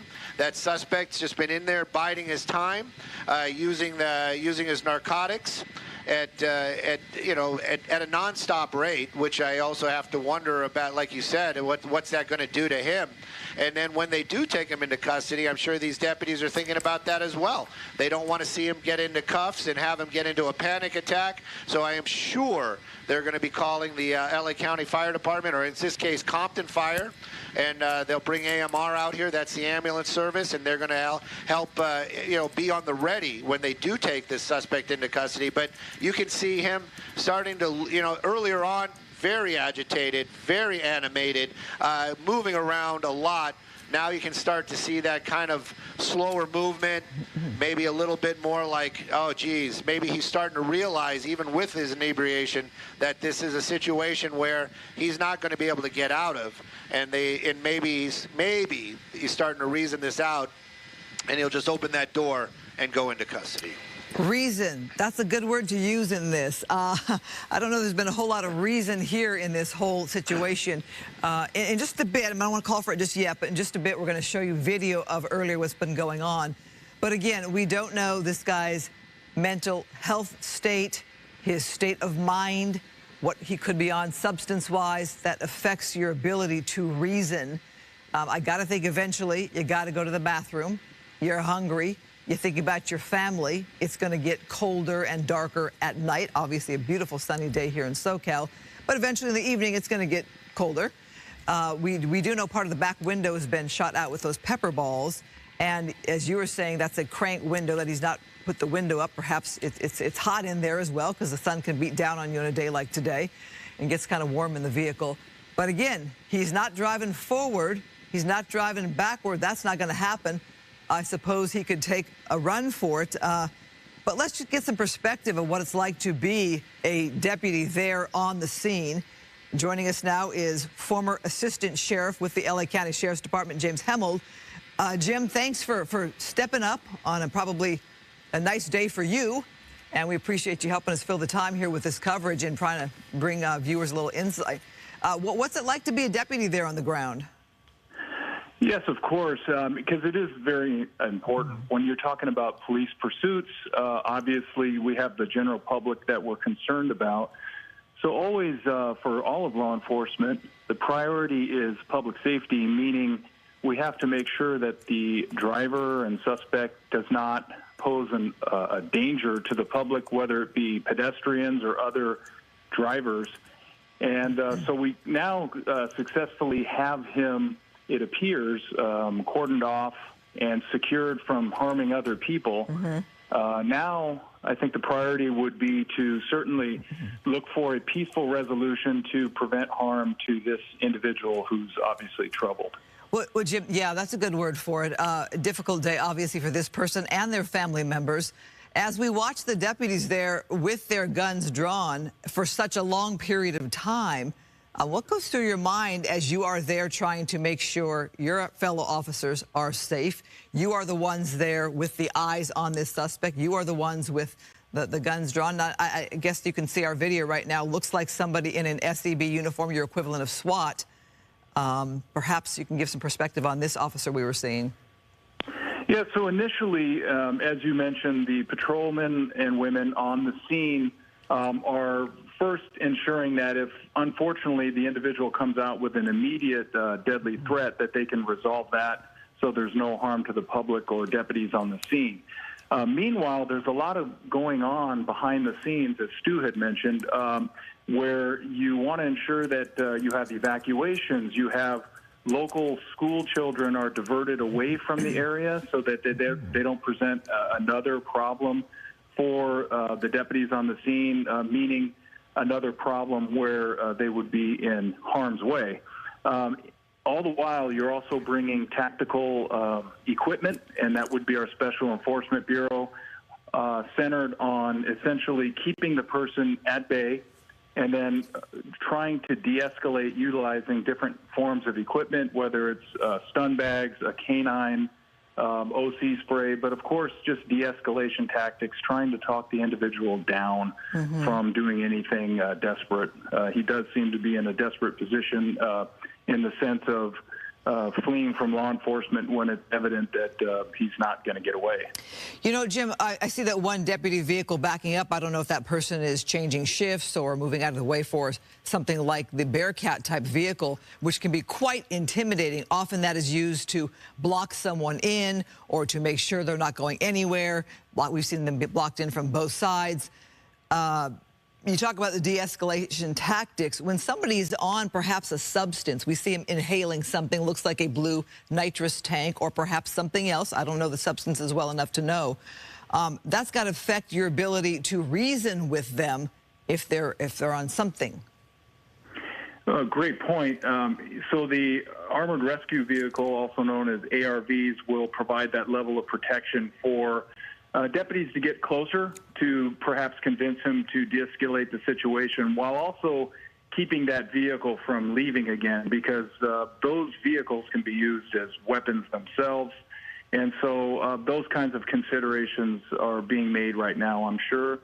Also, with regards to the chemical substance that's there, it does appear to be some form of nitrous or some form of an intoxicant. Obviously, we don't know from here what it is, but that euphoria that puts people in a state of mind where oftentimes they're trying to ignore what's in front of them, and that can present a danger because it puts them in desperate situations with less fear often, and fear of harming themselves, fear of harming others. So that's where our deputies really need to, and it appears they are, take every precaution to obviously protect themselves and protect the public, and it appears they've done a great job of doing that. And it looks to me like I'm looking at those SEB, again, your version of SWAT there, with those green uniforms there.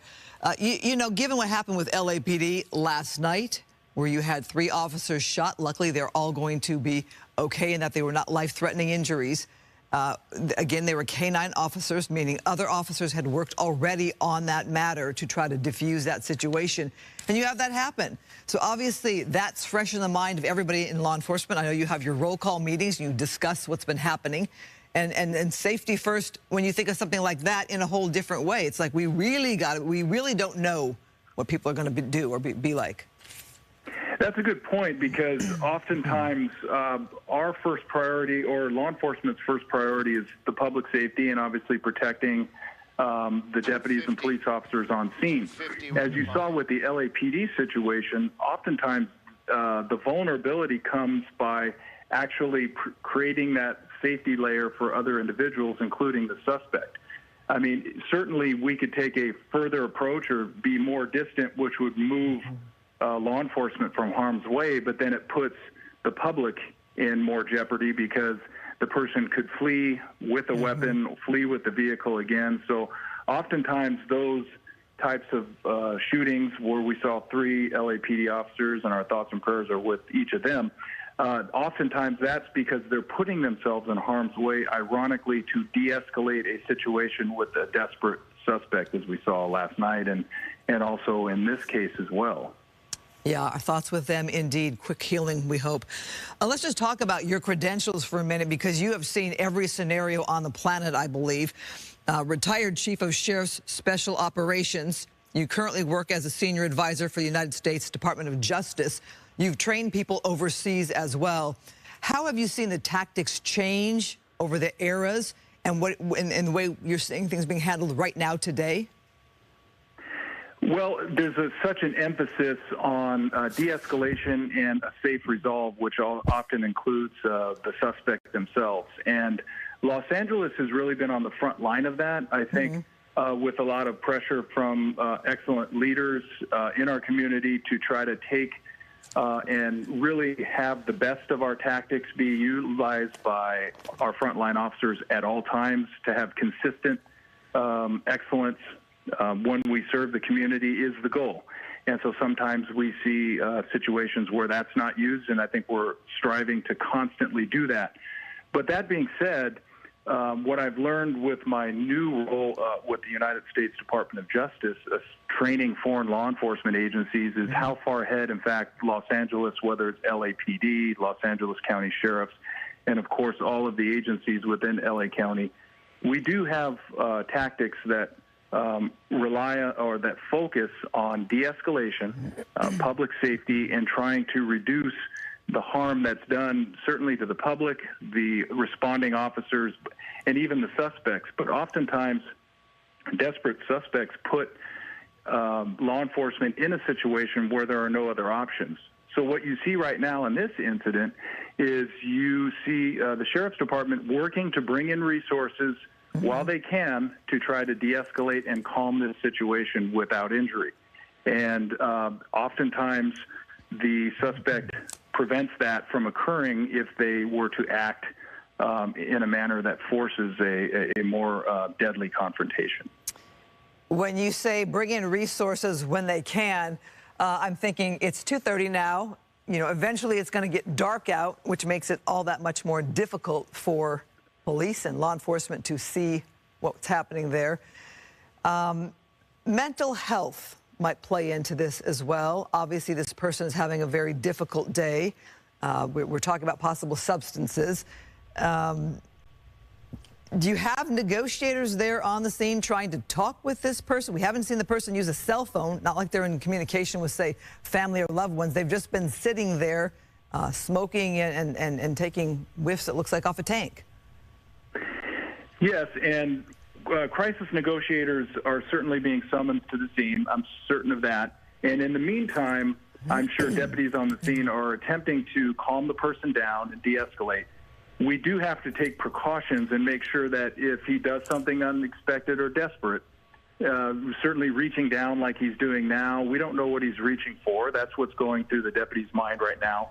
And them keeping their calm and their poise and trying to talk to him and find out exactly what actions he's taking is a priority. And then bringing in a crisis negotiator, a skilled person who has a background in psychology and human behavior, and try to appeal to the person's better senses, which is, as you mentioned, is quite difficult to do when they're under the influence of substances and or have mental health concerns. So that's why a skilled person who has a background in those kind of human behaviors is somebody who would be better suited for that. But in the meantime, as we're waiting, deputies are given that basic level to try to calm the situation and take precautions from a tactical standpoint to keep that situation from escalating. So, Jim, if you're willing to stand by, we'd appreciate it. If you've got to go, I understand. I want to bring in Stu Mundell, who's been up in Skyfox for us, to kind of perhaps walk me through some of the video from earlier in this pursuit. It started around 12:55. Let's go ahead and roll a clip. And, Stu, if you can see it, great. If not, I can paint the picture. And well, you're going to have to paint the picture. Okay. Yeah, definitely, because we can't see it up here in Skyfox. Gotcha. Okay, so what I'm going to do when I call for that video is I'll paint the picture and you can weigh in on it. But basically, you took this over around 12:55, give or take. Overall, how would you describe how this pursuit has gone up to this point? Well, you know, I have to say that the deputies were using a lot of restraint. They were, at first it was, like I said, a cat and mouse type of situation where they would stop and they would go, and they would stop and they would go. But then later on, it turned into a situation where they turned it back into a pursuit. And they were doing the pit maneuver, and we saw two solid pit maneuvers where that pickup truck just spun around. It didn't bring it to an end. It just spun that truck around. Whoever that deputy was behind the wheel of that cruiser that actually is right behind it was doing an amazing job, and would do it. Did it twice, but it wasn't enough to get that driver to stop. He did actually collide with at least one deputy's vehicle when they did spin it around, and when that happened, that was when I thought that this might go the other way. But again, deputies showing a lot of restraint out there and just continued to pursue that vehicle. We did see it drive on some of the center dividers. I was hoping that it would get stuck in that one point, but it didn't. Then we saw it, but then we also saw it stopping at the red lights, and that was another moment where deputies were actually stopping traffic, keeping the public safe, and keeping them away from that suspect. In the end, when it came to an end out here on Poplar, they were aggressive. That would be the best word to use, but also very safe. They weren't doing anything that was endangering that suspect or any of those deputies. They were trying to get that CS or those pepper balls into that truck. They were breaking the windows. We watched them do that. We watched them drive that one cruiser. They backed it, drove it up to the back of that truck. That driver tried to get out. Was ramming that vehicle at one point. So, you know, safety was definitely the primary objective for all those deputies that were involved the entire time that this pursuit was going on. That suspect, defiant. That's the best word to use. Pig-headed might be, maybe we don't want to do name calling, but definitely very defiant. And he continues to be defiant down there, knowing that he has that upper edge. The deputies have to work within a parameter of safety and, of that suspect and everybody around him. That suspect, he gets to do whatever he wants right now. But again, you pointed it out. This is not something to make light of. That suspect clearly has issues. And one of those issues is is clearly substance abuse, and he continues to abuse himself down there. While the deputies, the only thing they can do right now is watch. I wonder if he consumes enough of that, if he would just pass out, and that would give those deputies the opportunity to make their way over there. But that neighborhood, we saw a couple of those homes evacuated. We do see those SEB officers here on scene. I have yet to see the armored vehicle. It may be around the block, but how are they going to get that in there? These deputies have a lot of problem solving to do to get that suspect out of there safely, and right now it is really just a huge waiting game, huh? I'm wondering, Stu, could you perhaps give us that wider shot again to show the neighborhood? How much of the neighborhood is affected here? The whole street there. We're at Poplar Street in Wilmington, and then you see that greater neighborhood with the Sheriff's Department blocking off that road there. Imagine if you are the residents You're trying to come home. Your kids are trying to come home after school. You're trying to go somewhere, run some errands, and now you're blocked off because you have this very, very long standoff. Stu, you covered a lot there. For anybody who didn't see what happened here with the 2 attempts at a pit maneuver, the pepper ball sprayed, the blocked-in vehicle there, where if he drives forward, he goes into a wash. Like you said, a lot of action's been taken to try to stop this, and some viewers might think, not enough. Why couldn't they stop him during the pit maneuver? Well, you know, if anybody was watching, they saw it happening live. At one point, one of the pit maneuvers where he was at that intersection, they did the pit maneuver, and then other deputies were using their vehicles to block him in or try to block him in. He wove through there. He collided at least with one of those vehicles. So, you know, it wasn't on lack of effort. It was the idea of safety. It was idea, and when I say that, the safety was actually that suspect. They didn't want to injure that suspect, and that suspect clearly has no concern for himself and or anybody around him, even though he was stopping at the red lights, which was interesting to see in itself. But right now, he continues to abuse himself down there with that nitrous gas. We watched him earlier on. I mean, the vape pens, they might be THC, they might not be, but we did see him smoking something earlier on. I would venture to say that was marijuana. But, you know, literally, my hope is that he's just going to exhaust himself, he's going to pass out, and then these deputies can just kind of make their way over there and take him into custody. But if that doesn't happen, how are they going to do it? That's really difficult. And again, that's one of those situations where, you know, I'm glad I'm the guy in the helicopter watching and talking about it and not having to make those decisions down there, how they're going to get him out.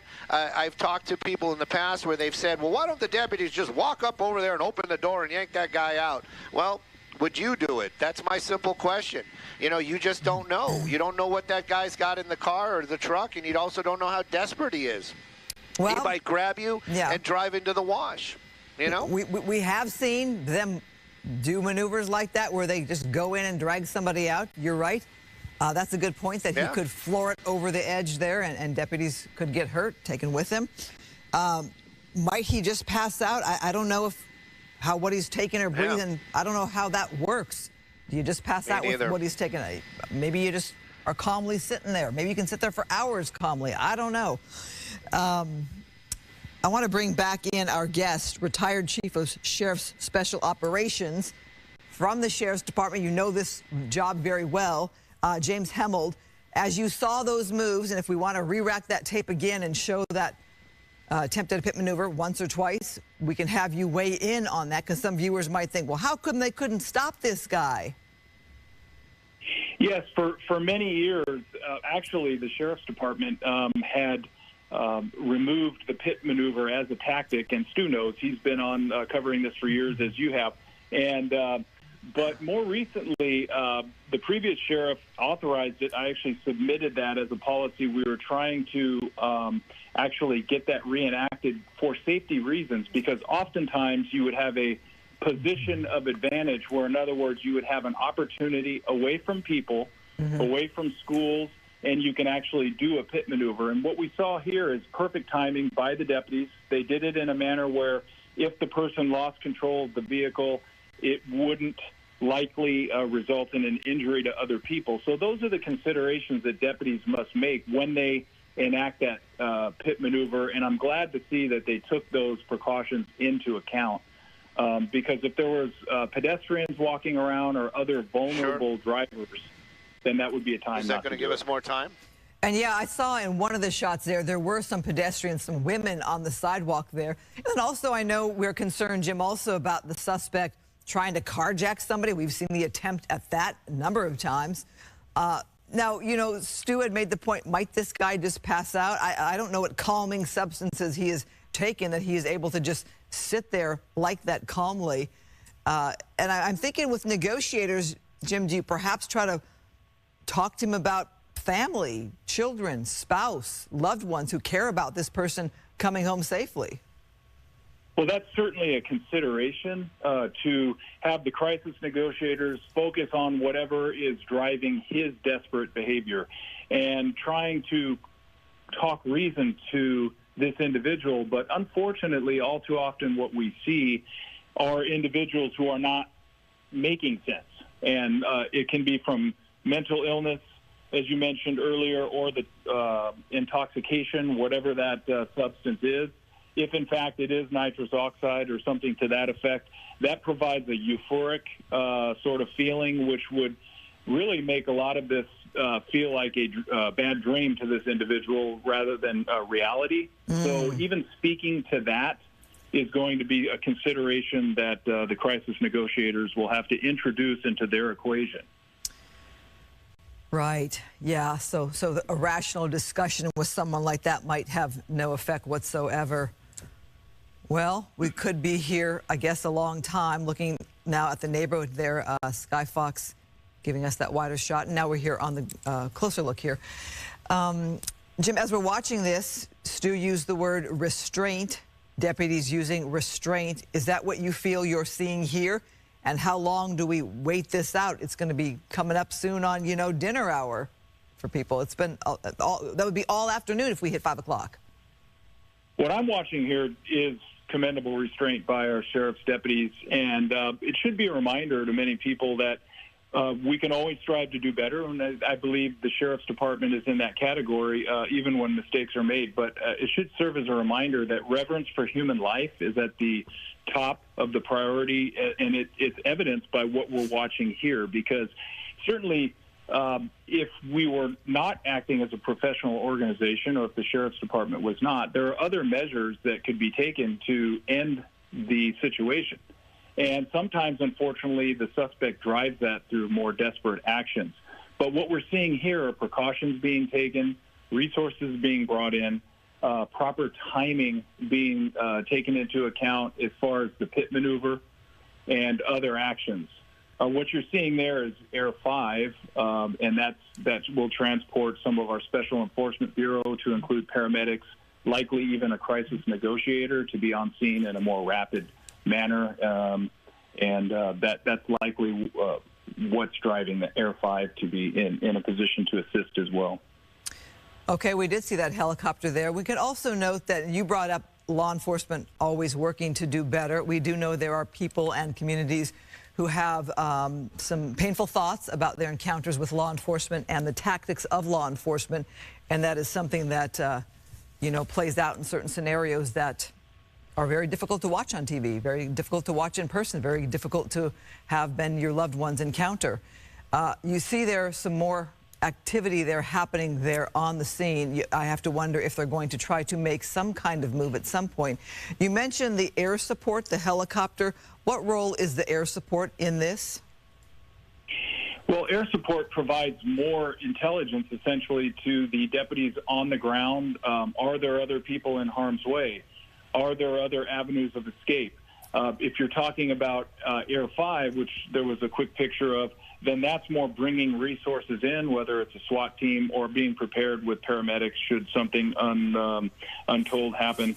And so having every precaution at the ready is exactly what's occurring, and it's worth using these valuable resources for the public.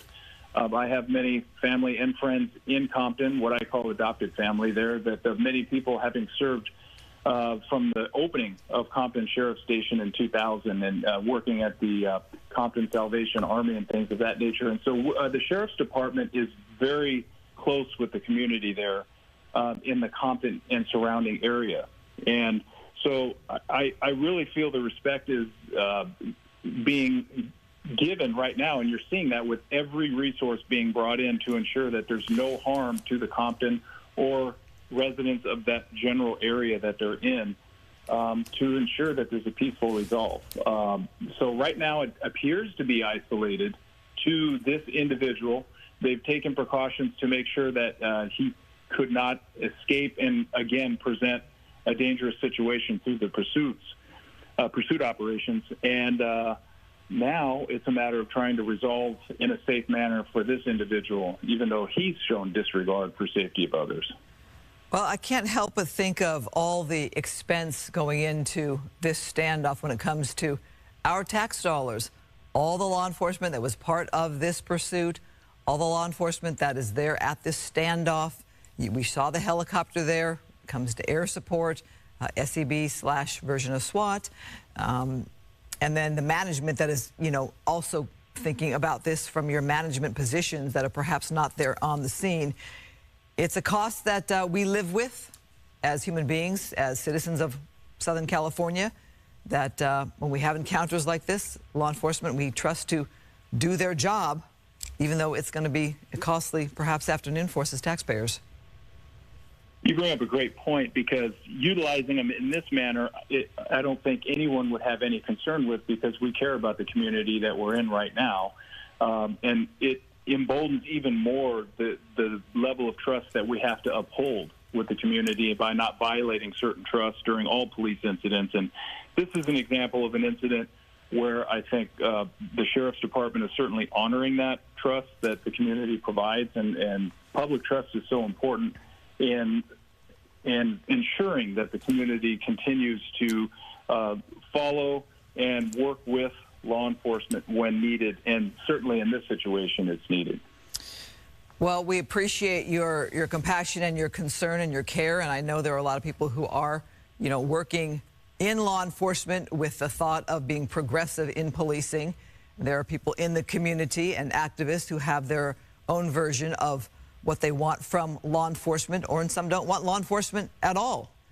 We know that's a current issue as we look at how history is played out with law enforcement. But right now, today, on this day, on this Thursday, coming up at 3 o'clock, we have a standoff in the Compton area. The street is Poplar and Street in Wilmington. Did you want to jump in, Jim? Okay, let me continue on here. All right, so Poplar Street and Wilmington, we're in a neighborhood here. We can see this is a very old truck. The back window has been shot out with those pepper balls. Has had no effect on the driver. He was able to open his window. From that shot there, you can see if he goes forward, he goes into a wash. He goes backward, he goes into a Sheriff's Department car. He could make a run for it, but there's a neighborhood there. There are residents right there. And you have law enforcement with their guns drawn, and they've had them drawn for, we started the pursuit around 12:55. And they've been there at the ready should anything go awry. We've had people evacuated, escorted out of their properties, people who live in the neighborhood. Law enforcement has had to bring them out. Stu Mandel, let's bring you back into the conversation here as we continue to watch this. Are you seeing any greater activity there, or is it the same thing? We're just sitting here waiting. Well, I've been watching some of the off-airs on some of the other station, on our station. We're actually headed back to base, just letting the viewers know. So the other helicopter is up right now, so we're getting a picture from them. But I did see those SAB guys showing up. We saw the Air Rescue 5 making their way over there. They're probably going to be bringing in supplies, and also some of those deputies that we saw down there. They probably were landing over there at the Compton Airport, which is literally a stone throw away from where this ended, and they're making their way over there. They're the guys that are going to bring this to an end. They're going to figure out how to get, they probably had practice scenarios where they've dealt with something like this. But in the end, the best thing that would happen for everybody involved would be just to have that suspect give themselves up. I did listen to you guys talking earlier on, and it was, excellent. It was an excellent thing to talk about and see about the de-escalation, where they were moving, they would move farther back, but still be in the area, so that suspect knew that officers or deputies are still there. But they de-escalated, didn't have as many people around there, possibly letting that suspect have a different mind frame and hopefully maybe thinking, well, okay, this isn't as bad, I'll just get out of the car. But in the end, it is going to be that suspect going into custody. Hopefully he will not be injured. It is putting a lot of people out today. The school that's nearby, I believe, is Davis Elementary. I was looking that up just moments before we left. But there is a school nearby, and Wilmington is one of the major streets right there. So you've got to wonder, school is let out or is going to be letting out. A lot of these folks, if their family members going to pick up children, they might have to detour around. So it is going to inconvenience a lot of folks. But in the end, and its safety. You don't want to see that suspect injured. You don't want to see the general public injured. And those deputies doing an amazing job this afternoon keeping people safe. And Araxia was the one that pointed it out, is even though it came to an end with on a dead-end street, this is, you know, it is just, it might, you know, it was bad luck for, it was good luck for everybody, because that vehicle stopped moving. And for the most part, the public, the folks that would be in the neighborhood if this thing was ripping down their street, they are all safe right now. All right, we are looking right now, and I believe they actually call this a Bearcat, this heavily armored vehicle. Oh, awesome. Jim Hemmel, why don't you weigh in on this? Talk about this vehicle we're seeing here. Well, you know, we've... I'm sorry, I thought you were we've seen these in the past, and they are amazing trucks, and they also carry paramedics in there as well. That's something that we should point out to the public. You know, a lot of these SWAT guys, they are trained in their specialized tactics, but one of the specialized tactics is also saving lives. They're not just there to save the life of other deputies or innocent people, but if that suspect becomes injured, they're going to be the first responder. They're going to be the one that's there administering first aid to that suspect. So that's part of that, what goes on inside those vehicles. They're actually equipped with first aid and what same things that you might find in an ambulance. Heavily armored, that's another big plus. In this case, we don't know about any weapons, but if that suspect does have a weapon, it is heavily armored, also very maneuverable and very powerful. So I don't know how they're going to use it in this case. I'd love to watch it, but right now it's a good thing that it's there. It's going to show it being there also shows that command presence, and that possibly will give that suspect the frame of mind that I'm not going anywhere. This is over. Maybe I should just give up. It can be very intimidating to see that vehicle behind you. If we can bring in the former Assistant Sheriff James Hemmel, because you work for the Sheriff's Department, I'm wondering what you can tell us about what you think you're seeing here now with that vehicle, what it means for that vehicle to be brought in. So the Armored Rescue Vehicle, ARV as it's known, and that's the smaller version, that's the Bearcat, is used to put deputies in a position where they're closer to the targeted individual. Unfortunately, he's put us in a situation where we don't know his next step. And so to prevent him from presenting harm to the neighborhoods, they'll put themselves in a tactical position, probably removing one of those radio cars and replacing it with the Bearcat in order to put the tactical operators closer to the situation. And this way, if every precaution is taken in the event that the suspect makes a move that's more desperate, but it also allows for these less lethal options, such as a large stun bag, chemical spray, as well as perhaps the canine. So without giving too much information, we don't know if a suspect has access to hear these types of options. We know that there's various resources that are available, and each situation is different. So based on the environment that they're in, there's somewhere a command post where a command officer that in my latter years, as I move it up in the organization, that's the post I would take, and the special weapons operators bring options to the forefront. They're tactical experts. They will present various options and what they see is the best tactical option to have a peaceful resolution, and then the decision's made to deploy that type of tactic based on what's in the best interest. It also provides the opportunity to give additional information. So while all of this is going on, additionally, the patrol officers or deputies are evacuating surrounding residents if he leaves the vehicle and attempts to run. So we want to make sure that the surrounding neighborhood is safe as well. So all of that information funnels in to the command post so that solid, safe decisions can be made that are in the best interest of not only the public, but the deputies on scene, and then eventually the suspect who's actually presenting the problem. Well, let's talk about what we're dealing with here. It is now 3 o'clock in Los Angeles. I'm Christine Devine here at Fox 11. We are watching this Bearcat move closer to the suspect who led authorities on a chase in the Compton area today, ended up being cornered here near a flood control channel, and there we have this standoff. The location is Poplar Street in Wilmington. That pickup coming to a stop around 1 o'clock. There's a wash right in front of him, so he's pinned in from behind. Deputies, if you wonder what they're doing, well, they did fire multiple pepper balls into the cab of the pickup truck, broke part of the rear window. Driver didn't move, still sitting there with his window down, apparently got through that. He tried to back into law enforcement vehicles, spinning his tires. He did two pit maneuvers, tried to execute two pit maneuvers, and that didn't stop the driver. Deputies tossed a gas container into the cab. That didn't stop it. So we've had this standoff now for several hours. And we can take a look now at that video. And with me is Stu Mundell, who's been in Skyfox. That's the one pit maneuver. And our retired chief of Sheriff's Special Operations with the Sheriff's Department, giving us an idea of what his former colleagues are having to deal with there on the job. And the word that's keep coming to mind has been restraint, as we have this suspect just taking over the neighborhood because there's a standoff now. People can't come and go in their neighborhood. There are pedestrians there on the side. They tried to spike strip. That didn't work. Yep. So Jim, many attempts to stop this driver were put into play, and now it's a waiting game to see if he will get out of the vehicle and what law enforcement can do to get him out of the vehicle. Great point. There was many efforts made to essentially stop him in his tracks before he made decisions, as we often see in these pursuits, and certainly Stu can speak to that over the years, the desperation that we see in individuals who are involved in these pursuits.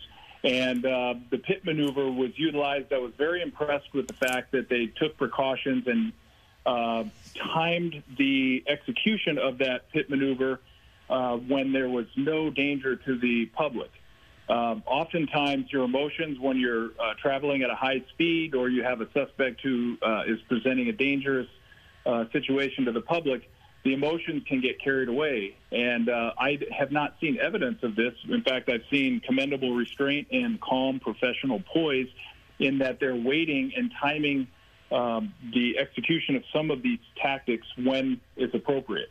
And so from every standpoint, it appears that they're taking those precautions, and it's good to see our local law enforcement doing that. And having served in Compton for many years as well, I know from town hall and community meetings and coffee meets, and not always positive, sometimes people voicing their concerns, but I know that overwhelmingly the theme is our family and community in Compton appreciate the Sheriff's Department.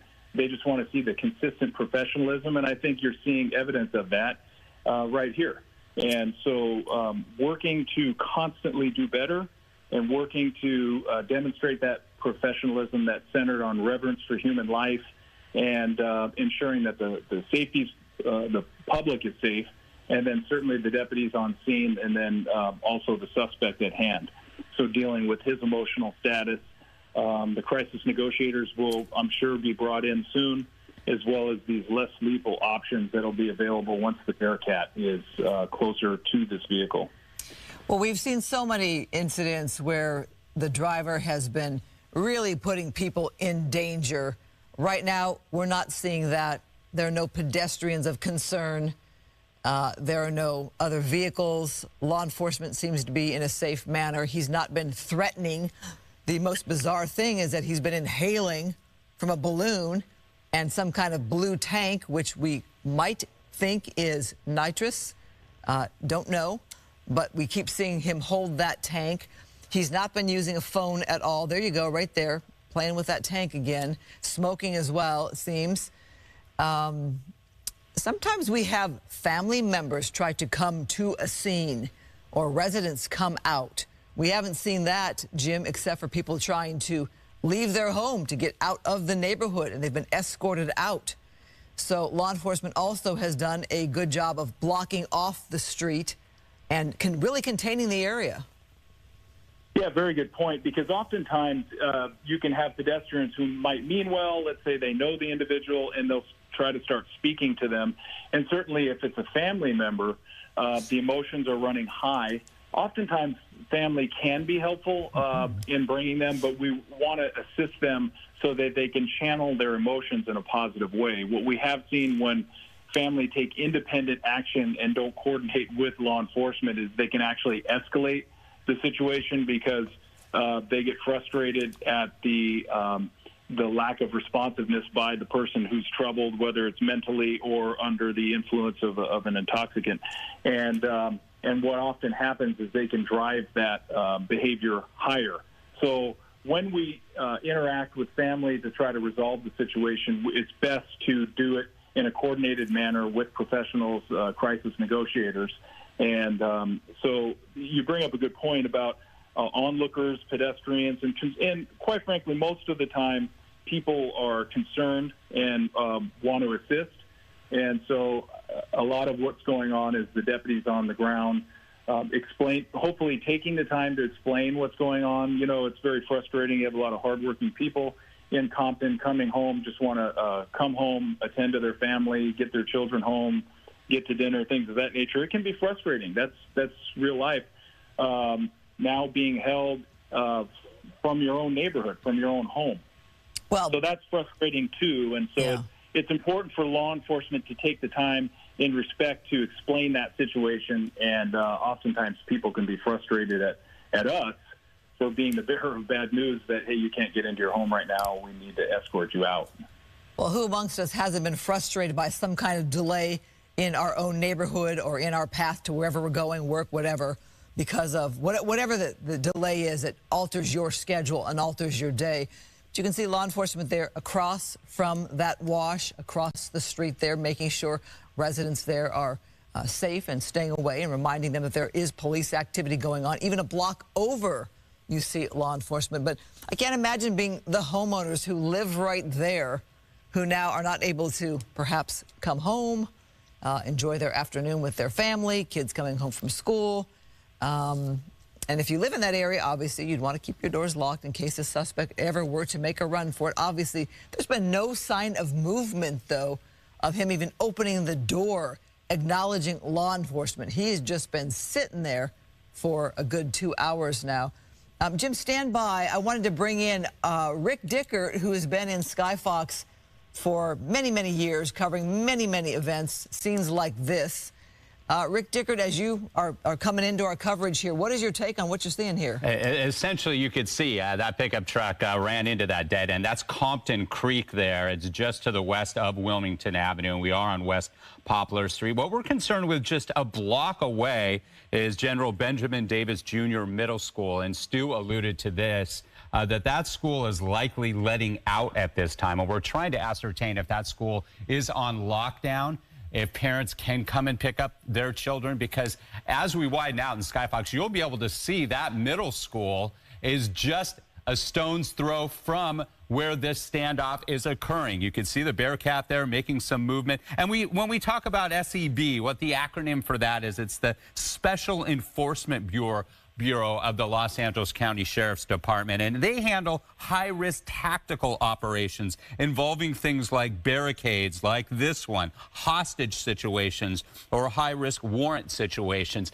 They have plenty of manpower and women power there on the scene.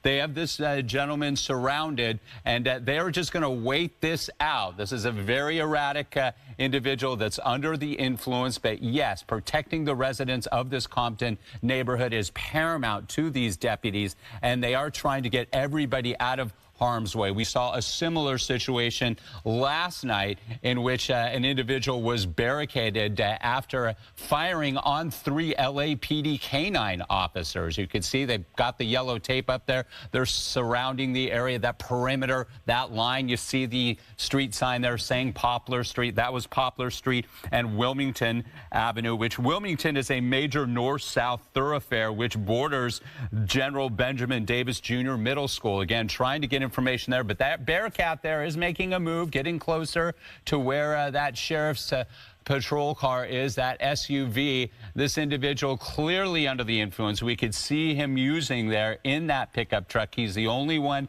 inside the cab, clearly there. He is communicating at times with those deputies, Christine, but he just doesn't want to give up. And we haven't seen the Sheriff's Department make a move towards that cab yet, but they have that manpower in play. They have that Bearcat there, and now it's just a wait and see. And so as we think, Rick, of someone not wanting to give up, I want to bring Jim back into the conversation. So why doesn't the person want to give up? As we said, are they under the influence? But I also wonder, do they have some kind of criminal record or some reason why going into custody is a bigger problem for them? Perhaps they have been in the system before. Perhaps they don't want to go back to jail. Perhaps they're going to just wait out their day because they don't want to go to jail, period. But, Jim, you have to factor, if you're the deputies there on the ground, you factor all of that into account here as to why this suspect is not making a move, knowing they can't go anywhere. That's certainly a good point. All too often, people take desperate actions when they know they're returning to prison for a substantial amount of time. Now, not knowing anything about this individual, that certainly doesn't look at like this behavior, not knowing, because oftentimes with individuals who don't want to be taken, they take more desperate actions, forcing law enforcement into, unfortunately, more deadly confrontations or certainly more hostile confrontations.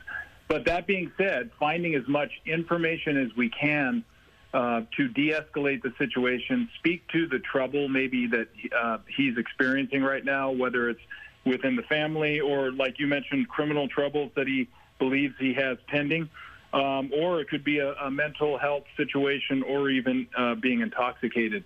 Those are the types of things that are important for a crisis negotiator to certainly know so they can speak to this person's troubles and convince them to take a more desperate action is really not in their best interest nor the people around them. But all of this is made much harder, as we spoke about earlier, when the person's in a euphoric state, and certainly if they're using the nitrous oxide, that is something that puts you in a more euphoric or dream or nightmare state because it's not as if it's actually occurring. So sometimes the fears that we would all associate with a hostile confrontation or fleeing from police are removed, and that places law enforcement in a desperate situation or a more tenuous situation because our efforts are centered around a peaceful resolve.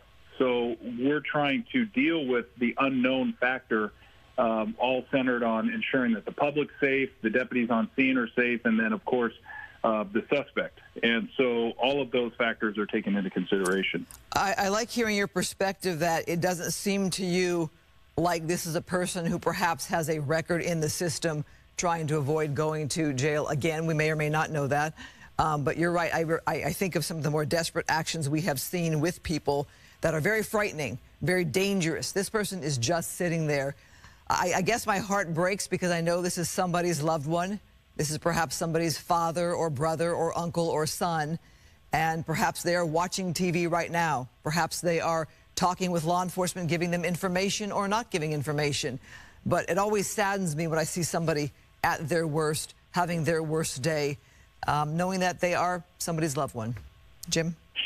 It's very true. And as Rick also brought up, you know, the surrounding area is something that's taken into consideration. The residents, evacuating them, ensuring that they're aware of what's going on.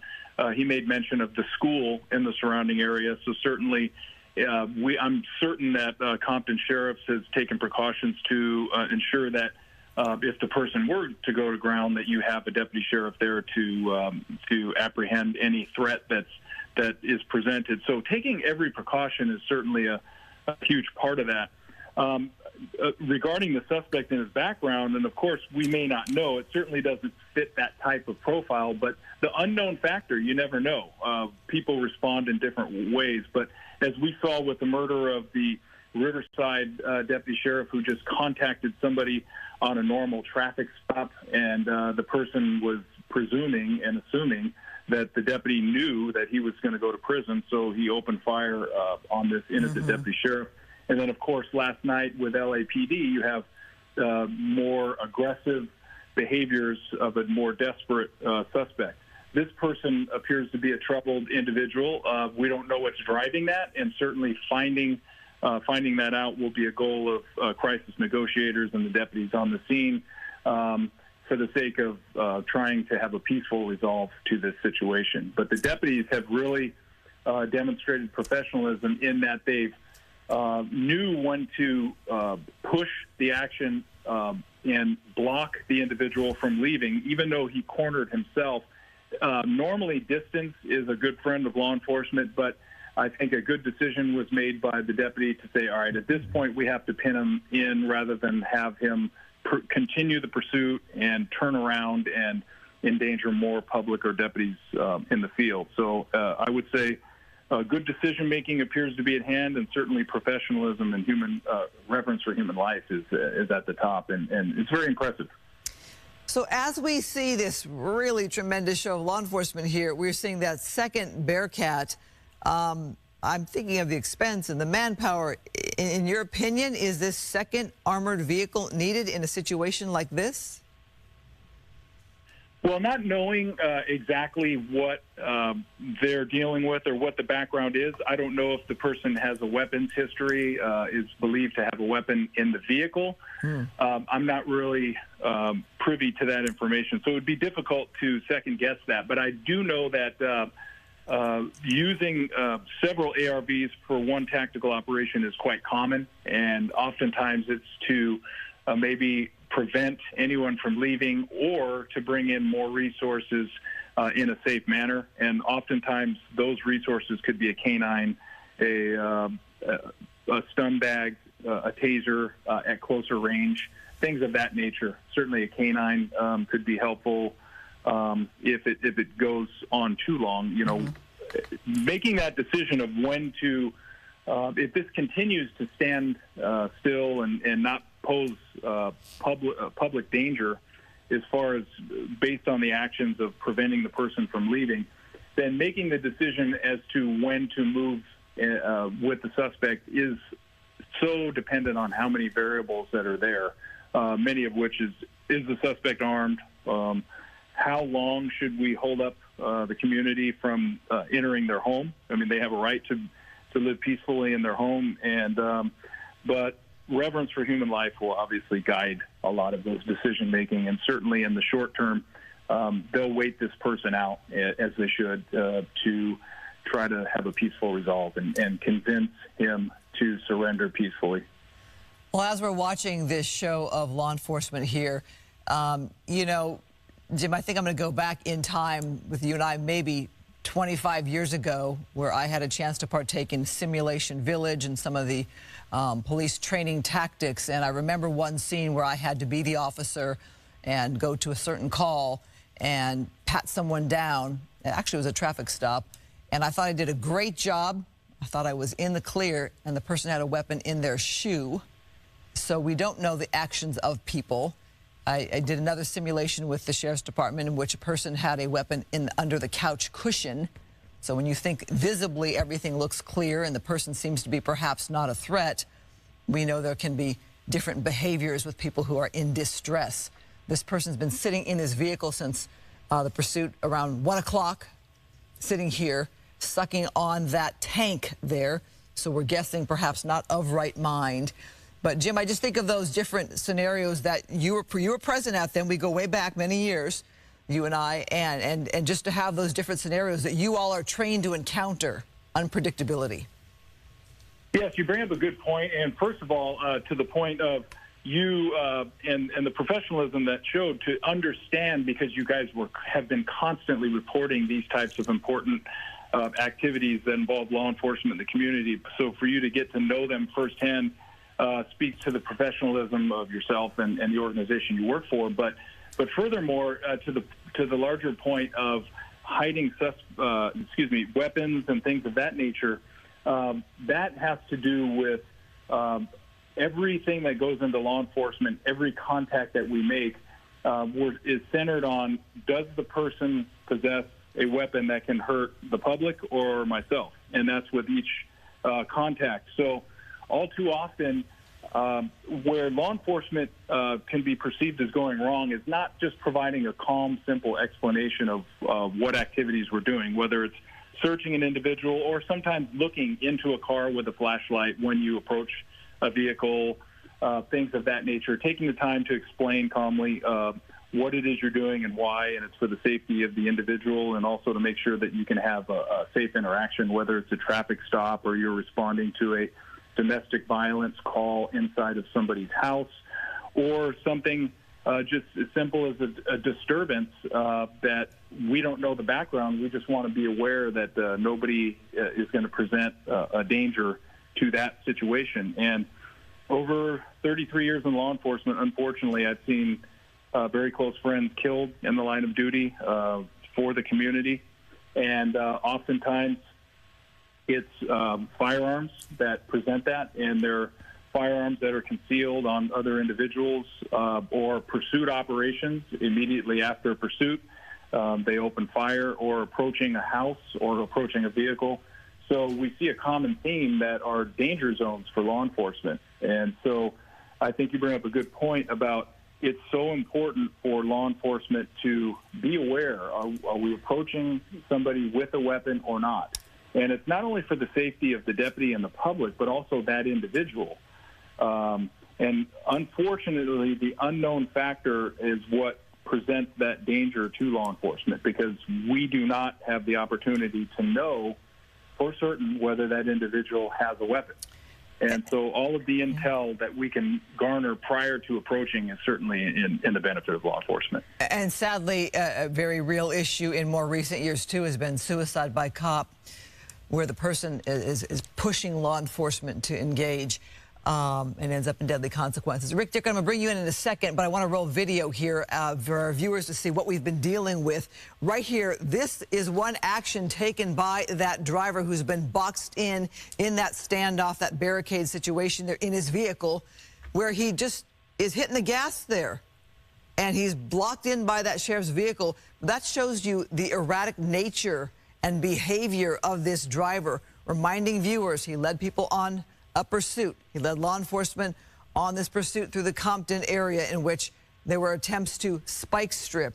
There were 2 pit maneuvers, and he had got away as well. Pepper balls have been sprayed in, and this has been the action of the driver. So is this person dangerous?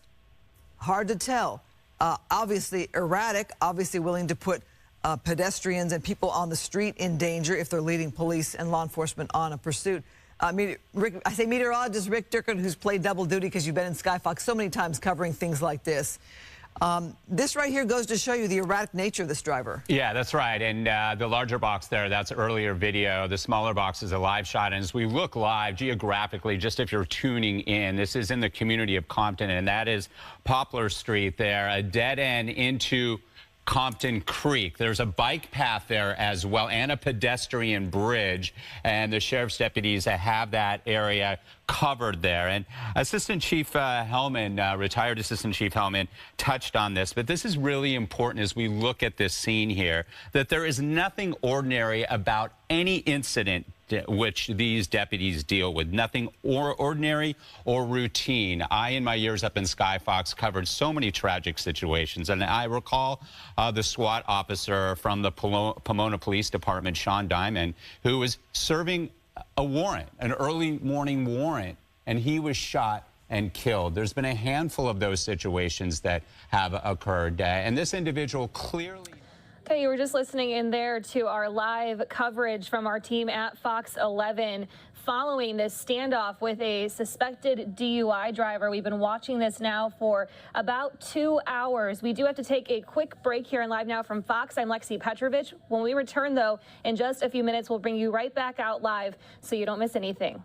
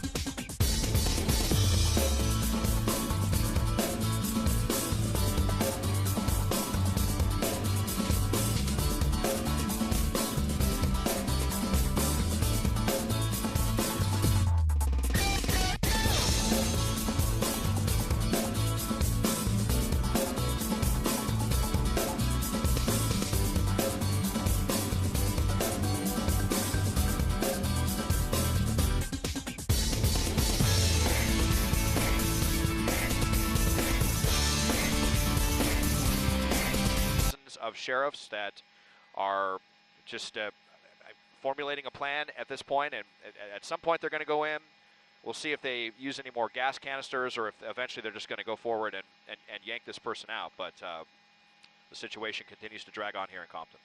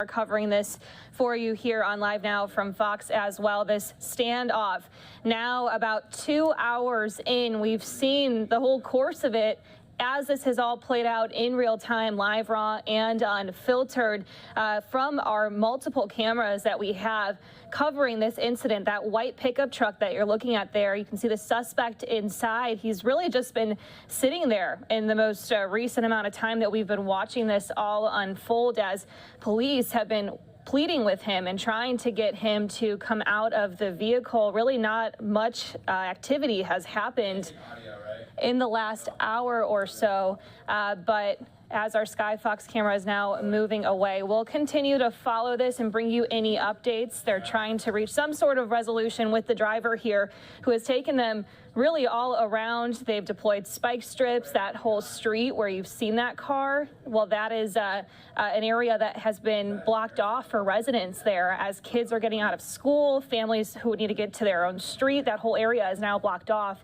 until they can try to safely get this suspect out of the car. So we've been following this pursuit that has now resulted in what you just saw there moments ago. That white truck parked there, the suspect inside, really just not doing much despite many different attempts from police trying to get him to cooperate.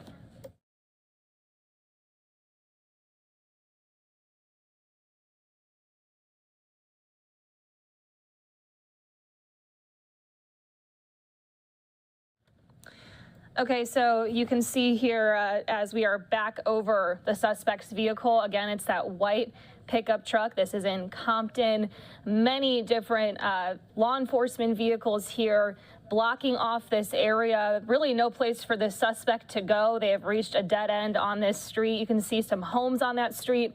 As I had mentioned, kids are getting out of school now. Families are trying to return home, and this area for now is blocked off of Poplar, I believe is the street name. So for that reason, until they're able to get the suspect out of the vehicle to cooperate, this is what we are dealing with right now. Not sure if they're going to try some other tactics here, but we'll continue to monitor these live looks that we are getting from our Fox 11 Skyfox cameras here.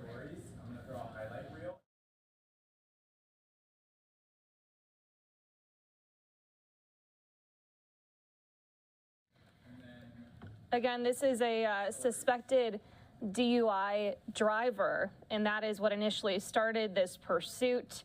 He had made many different very concerning turns throughout the whole process, weaving in and out of cop cars who were trying to stop him, using different tactics to try to get this suspect to cooperate long before we reached this point here, this dead end on the street here.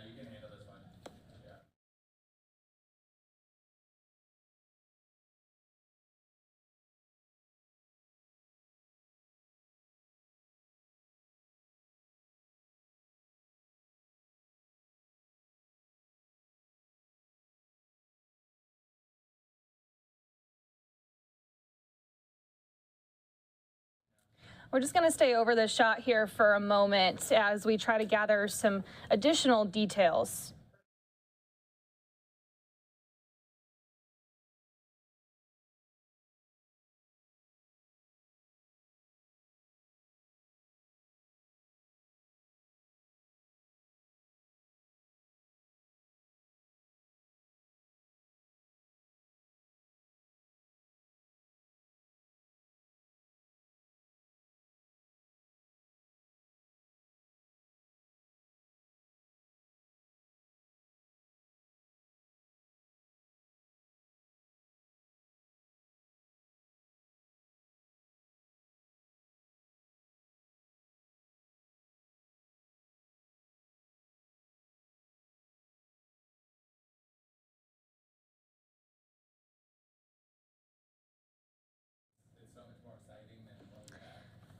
Okay, so this overhead shot here is showing you live in real time where our Skyfox cameras are. We want to pull up some video from earlier as we were following this in case you missed the moments that led up to where we're at right now. So let's show you exactly this. You can see the vehicle being turned around there and continuing to weave through cop cars, a reckless DUI suspect who has been seen throughout the course of our coverage huffing a balloon while leading officers on this pursuit throughout a Compton neighborhood, is still refusing to surrender, remains in that standoff with authorities. Now, again, this is a previous video that led to the point that we are at, showing you the moments that led to the suspect driving and stopping and now just sitting in the parked car at that street that has a dead end. There have been a lot of interesting circumstances surrounding this, including that he has been huffing a balloon. He also has appeared to be inhaling nitrous straight from a tank and vaping an unknown substance while in the driver's seat. Officials have tried multiple tactics here, many tactics really, deploying pepper balls in the vicinity of the truck, breaking a portion of the back window in an attempt to try to get the driver out, but none of this has been successful so far. Earlier, as you're seeing in the video here, the driver had crossed a center divider, hit multiple patrol cars, was somehow able to make it through at least 3 pit maneuvers. So this driver really has been relentless throughout all of this. I think police are just trying to keep him in a place where he's not going to be in harm's way of the public, trying to work with him to get him to cooperate, to try to reach some sort of safe resolution here. So again, some video of the moments that led up to this. You can see this is where he's about to reach the dead end. Really hadn't been driving at crazy fast speeds in this pursuit, but it's been a very lengthy one so far, which ultimately has resulted in him being at this dead end. And since he's been in the car parked there, hasn't really done much. It really just looks like he's sitting there. We've seen him come out and stick his head out of the window several times, communicating with officers, at one point lifting his hands up, lifting his shirt up. So you can see him there, his head sticking out with that balloon in hand. So we've had a lot of different angles of him, but it appears now he's just kind of been sitting there as police are trying whatever they can to reach some sort of end to this standoff now that the suspect has been parked and has reached a dead end here. So another live look at where he's at right now. Still there, that same spot, dead end, with all of those emergency vehicles surrounded around him, ready to try to act on if the suspect does get out of the car.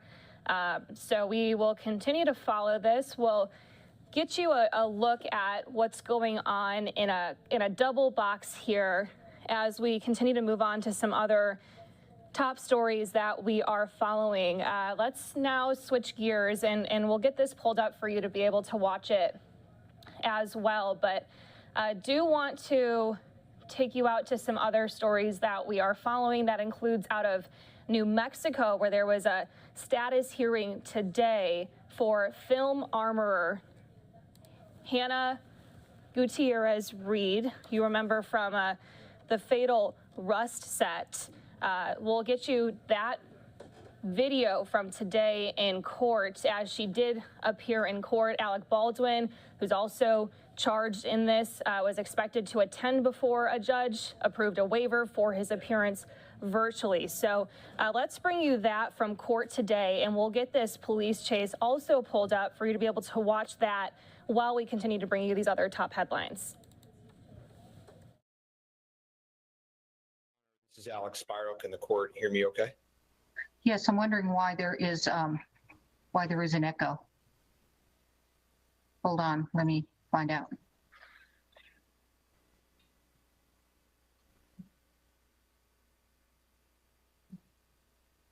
Let's continue and see if it's a problem. Okay. Your Honor, good afternoon. This is Jason Bowles from Okay, just a second. I'm calling Mr. Baldwin's case, and so can counsel state their appearance for Mr. Baldwin's case? Ms. Carmack-Altwice already did. Yes. Good afternoon again. This is Alex Spiro and Luke Nikas from Quinn Emanuel, and we're joined by our colleague Heather LeBlanc. Okay, thank you. All right. The area. Yeah, we got to do this here. There we go. To Spruce Street. So it looks like they maybe have it closed just south of Rosecrans down here at Cedar. Yeah, at Cedar Street is where they're turning people around from the north headed south. And as we come south of Poplar, it looks like they're turning people around at Arbutus Street. So shut down for several blocks on either way. So, you know, I was saying earlier, at least we weren't having any traffic impacts, but it turns out we are beginning to have some traffic impacts for people just trying to go about their day in Compton. So not just affecting the residents in the immediate area that may have been evacuated from their homes, but starting to affect people that are just trying to get their day over with.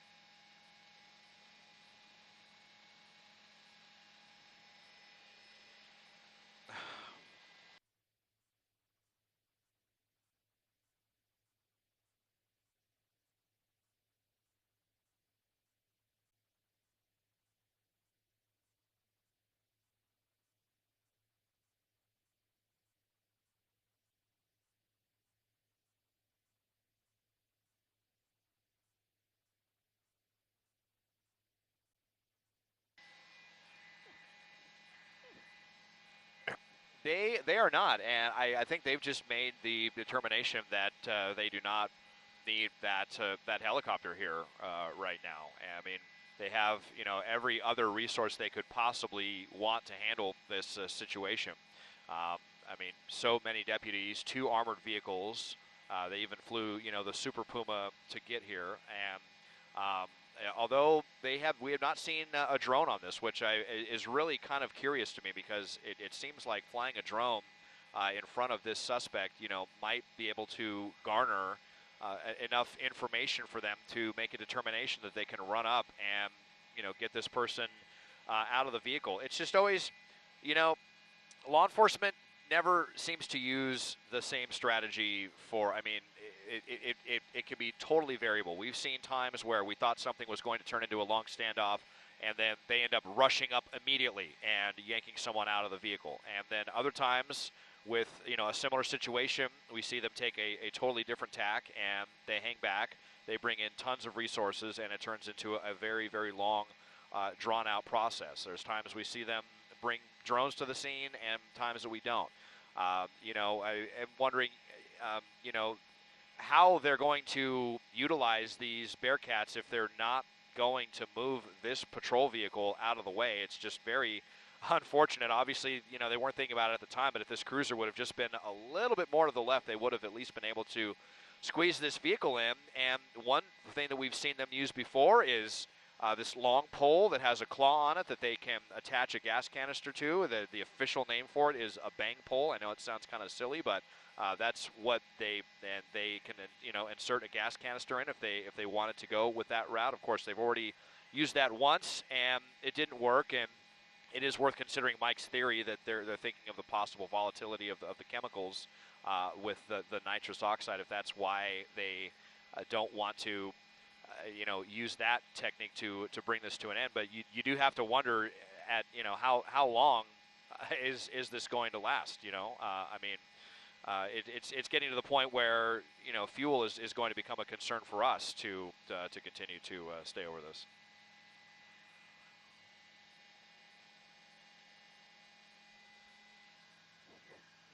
About an hour and a half, yeah. So we still have a pretty good amount of fuel in the tank here, but it will eventually get to that point if if this continues at this pace. Not that sheriff's deputies care about that, but it is certainly a concern for us at SkyCal.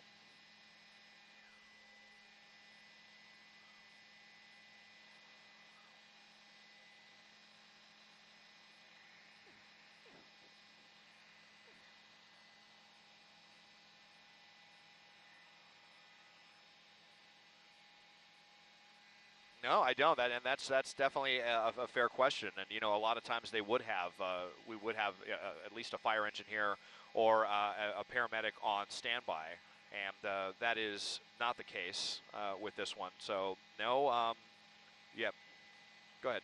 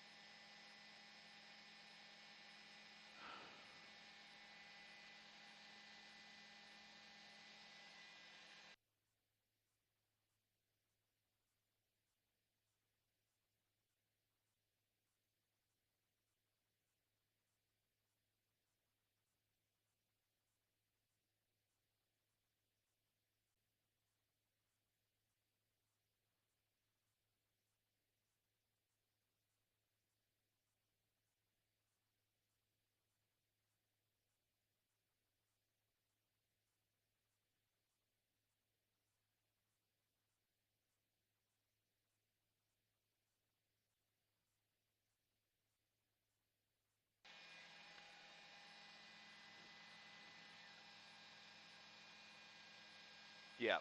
Yeah.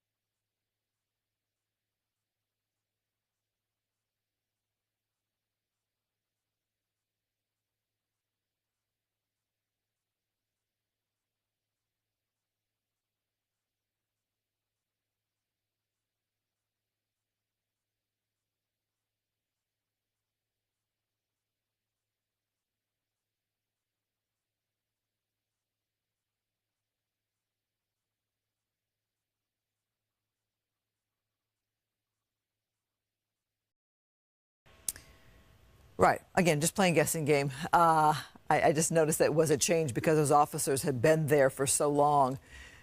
Again, I don't know how many more signals you can give this driver here that, you know, he's not going anywhere when you have that Bearcat vehicle. And it looks like from this angle, the second one is either farther back or has left.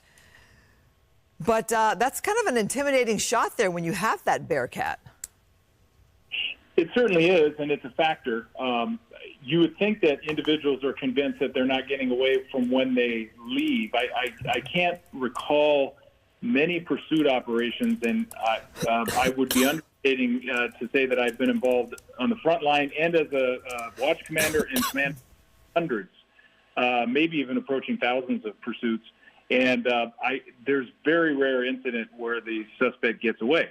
And so it is always alarming and I don't want to say humorous when you associate it with a pursuit, but you often wonder what they think they're going to do as far as getting away.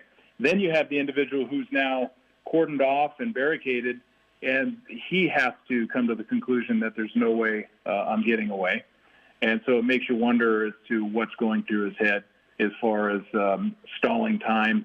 Certainly if he's intoxicated or fleeing something, whether it's criminal charge or mental illness or drug intoxication, whatever is driving the behavior, it doesn't make sense oftentimes. And that's what law enforcement is confronted with at that scene. I'm sure they're discussing that, and maybe they know. There's that cigarette smoke that I was alluding to earlier, and then he has it very close to the tank. But hopefully there's no explosion that would occur if it seems like he's not getting them too closely connected, so hopefully that doesn't occur. But that's certainly a danger and something to be considered. Whether you deploy hot gas or cold gas is certainly a factor in the deployment. Well, that does bring up a whole different scary scenario, the thought of gas or an explosion or what could happen, and law enforcement has to take that into account as they make their approach. What kind of bizarre behavior might happen with the suspect? Yeah, you don't. And some options that are available are light sound diversionary devices known as flashbangs and things of that nature. Hot gas, cold gas, different types of less lethal tactics that can give a tactical advantage to law enforcement.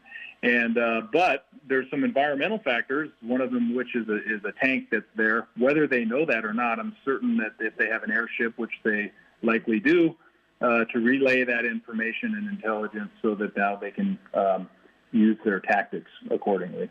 And so these are all considerations that are discussed at the command post and are relayed to the boots on the ground. The boots on the ground actually communicate from the front line to the command officer what is the best tactic. So oftentimes they're the subject matter experts that are bringing the fine-tuned tactical options, and then the collaboration of the intel and the other factors in the environment, whether or not all of the houses are evacuated, whether or not there's somebody in a home that needs medical care. Those can often drive decisions of whether we have to act now, whether law enforcement has to act now or they can wait the situation out. Well, shortly joining me is my colleague Alex Michelson as we watch this standoff here in the Compton area. Alex, I don't know how much you are up to speed on this, but we've been here since 1 o'clock. This driver sitting there, he's been inhaling something from a blue tank. He was driving, inhaling from a balloon while he was driving in the pursuit. He drove himself right here into this area that is a dead end because there's a wash there. He's not going anywhere. We saw crazy video of him revving the back tires trying to reverse into that sheriff's vehicle. What's been happening tonight has been that Bearcat in position. Okay, right there. That's the shot there of the driver trying to get away while he's blocked in, let alone the shots of driving over or perhaps around a spike strip and going through, escaping 2 pit maneuvers. There he is. So we don't know the nature of this guy. We do know he's been inhaling off that tank throughout the whole time sitting there. It's fair to say he's under the influence of something, maybe? Okay, and here's that video, pit maneuver number 1. Yeah. Okay, stay tuned. Watch for this driver to weave his way through these sheriff's vehicles, continuing to weave his way, and then going over the median right there. And you have pedestrians there. Pedestrians right there watching it. Okay, and then you have this driver continue on.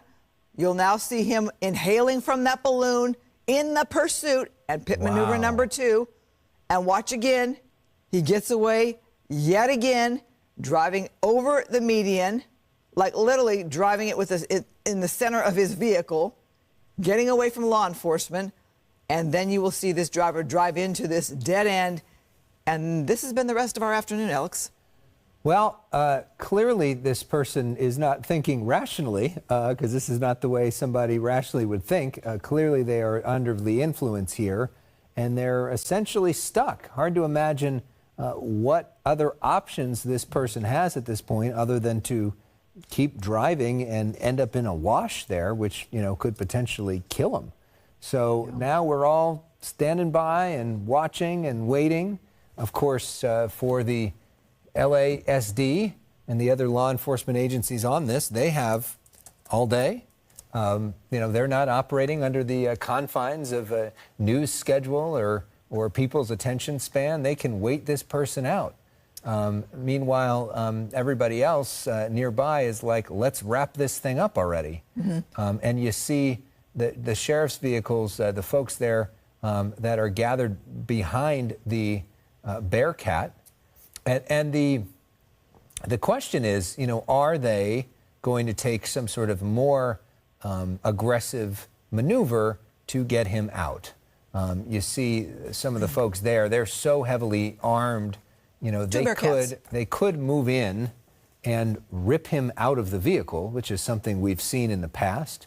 They could deploy a police canine, which at the moment remains legal, although there's discussions about whether that should or not be legal going forward. They could throw gas into his vehicle to try to cause him to come out. Look at the back window. They've already done the pepper spray into the vehicle. That didn't work, and that's perhaps why he's had the window down the whole time to better breathe. Do they believe that he's armed, or? We've seen no sign of that. There's been no indication of that. There's been no formal word of that as well. I mean, there clearly would be enough law enforcement on hand to move in as a group and to try to yank him out of there. So far, they've chosen not to do that. We've had a retired chief of sheriff's special operations from the sheriff's department, Jim Hemmold, who's been with us by phone. And Jim, perhaps you can, is this Bearcat? The second Bearcat is moving in. All right, Jim, we talked about, is that a third one now? That's 3. 1, 2, 3. So Jim, talk about why 3 of these armored vehicles would be there. Well, again, there's an unknown factor not being at the command post, so I don't necessarily have all the intel, but it is not out of the ordinary to utilize every resource available to provide that level of protection for the special weapons operators to get closer. Also, the crisis negotiator to get closer to establish communications. Having that extra vehicle there also allows you to bring in more equipment that's less lethal in nature, such as stun bags, OC spray, hot and cold gas. I think in this case, they would likely opt for cold gas. And then also things such as tasers or a canine, things of that nature. So the more equipment that you have, the better. Not only that, a close proximity allows you to make collaboration with the crisis negotiator. Oftentimes residents can get frustrated at law enforcement, just as Alex described, like, hey, when are you going to take action? And so reverence for human life is at the center, and I think most people in the community believe in that as well. But it does reach a point sometimes. For example, we noticed that he seemed to be getting agitated. Who knows? Is he at the end of his toxins there, his substance, whatever he's using, and is he getting agitated? So oftentimes you don't have an indefinite amount of time. You have to take action because people can start becoming more desperate if they're driven by substances. It's particularly when they run out of them and they're feeling pain of withdrawal or desperation, things of that nature. So it's not just a wait and see per se. Oftentimes you do have to make these decisions. It's time to act. Also, if crisis negotiators are noticing erratic changes in behavior or mood swings, that can be indicative of the fact that the individual is becoming more desperate and might take action. Again, the unknown factor being, does the person have a weapon in the vehicle? That's a significant factor that we don't know, because if the person did have a weapon, that would certainly answer for why you would need much more armored protection with the ARVs, which are the Bearcats, and those things, the armored rescue vehicle. So those are just some considerations. It does appear that they're getting closer to a tactical plan, although we don't know the exact time. It could also be introducing a phone so crisis negotiators can have a dialogue with the individual, all on an effort to convince him to surrender peacefully. So, like, the average person watching this, and they see all these, heavily armed special, SWAT officers behind this Bearcat, and they see this one guy sitting there in a truck. Why can't, at this point, they move in? What are they, waiting for? They got 3 Bearcats there. Why the hold up?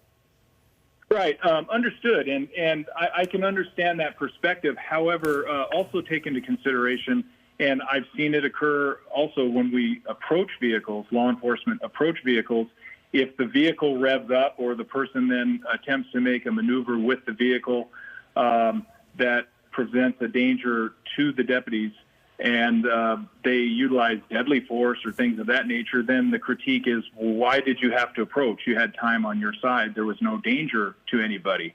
So I think a lot of these considerations, but I understand your point that it does not appear the individual can really go anywhere that's a threat. Although you have a vehicle laden with a lot of weight with that wood, it certainly, if he could get it operational, you can move the first vehicle that's there, the police vehicle. The ARV would be too heavy for movement. And also the consideration of him not harming himself. If he were to jolt forward, then it could be catastrophic for the suspect to move forward. And if you're a family member of this person that's desperate, you might not want to see law enforcement move. Let's bring up a hypothetical that law enforcement does move to resolve this situation, and he puts it in drive and drives over into the wash and commits suicide that way. Then the question certainly that the types of question that law enforcement confront are, why did you have to act? We could have waited this situation out. So it's a balance. It's a balance of all of that information, all centered on the safety of, first, the public, the deputies on the scene, and, of course, the suspect who's in an obvious desperate situation. Who makes that call on the scene? Who's the one that says, yep, let's go in, or nope, got to keep waiting? Well, since we have the time to talk about it, and you have, as an inquisitive journalist, as you always do, but essentially there's a command post we discussed earlier, and what you have now that the frontline patrol deputies have been moved out of the frontline positions. They did a great job of stabilizing that. They will now be put to containment positions, and all of the SWAT team members will be placed there. There's somebody that's a scout, which is essentially the leader of that SWAT team, who will develop a tactical plan based on the environment, based on all the information that scout has and the information from the scene. They communicate that to the incident commander that is at the command post, and that command post has all of the intel and is trying to get more information, such as criminal history, does the person have mental illness, what's driving this behavior, things of that nature. And then from there, the best tactical plan is deployed. So it's a methodical process that is taken into consideration the whole time, and again, centered on reverence for human life and safety of the public there at hand. And so I guess what's next on this front? I mean, is there, you mentioned a canine. I mean, what else in terms of resources could they even bring in at this point? Well, the crisis negotiator will be instrumental in trying to talk this individual to surrender. that effort will be made if it hasn't already been made. What we don't know, does he have a cell phone? Is it on speakerphone? Are they trying to talk? Is he hanging up repeatedly? We don't know a lot of these factors, and so we can give our best guess. As someone who commanded these types of operations for years, I can provide input based on what I'm seeing, and of course, as a journalist, you've seen a lot of this. But what we don't know is the real-time information, and so those factors are very significant. A lot of those they can be nuanced in nature, but they are significant in the decision-making for each incident. Each incident is different. But what I can tell you is it's likely that crisis negotiators are conferring with family or close loved ones to determine, do we know why he's acting in this manner? And try to establish communications, try to talk the person into a peaceful surrender, and all the while taking precautions if he does something desperate or something that requires immediate action. So these types of precautions are being taken. It looks like they have it in place. So now tactical plans are being devised. If there's never a peaceful surrender, eventually law enforcement will take that action to bring it to conclusion. But prior to that occurring, I believe that crisis negotiators will take steps to try to convince the person to surrender without incident. We want to show you some video from a short time ago. This is when gas canister, you see it here, fired into the vehicle. Usually this is the kind of thing that would, essentially smoke out somebody. We don't know how much the illegal substances that this individual is under, that he's been inhaling via balloons, may change his physiology right now in terms of what he's experiencing. It obviously helps him that he's got open windows there, so he didn't get that experience as much as you would if you were indoors. But clearly that did not stop him, and you see his shirt being used to wipe away the tears that would come from, essentially tear gas. What do you know in terms of, the most likely substance that he may be ingesting via that balloon, and how that, impacts one's thinking? Yeah, based on what I'm seeing, I don't know for certain, but certainly it appears that it's some sort of nitrous oxide or something of that nature, which introduces a euphoric sensation, almost dream or nightmare-like sensation, which does pose a problem for law enforcement, because any fear that might be normally associated with this kind of conduct or confrontation with law enforcement or anyone might be removed. You can never know or predict how this individual is responding to that, his level of addiction from the onset.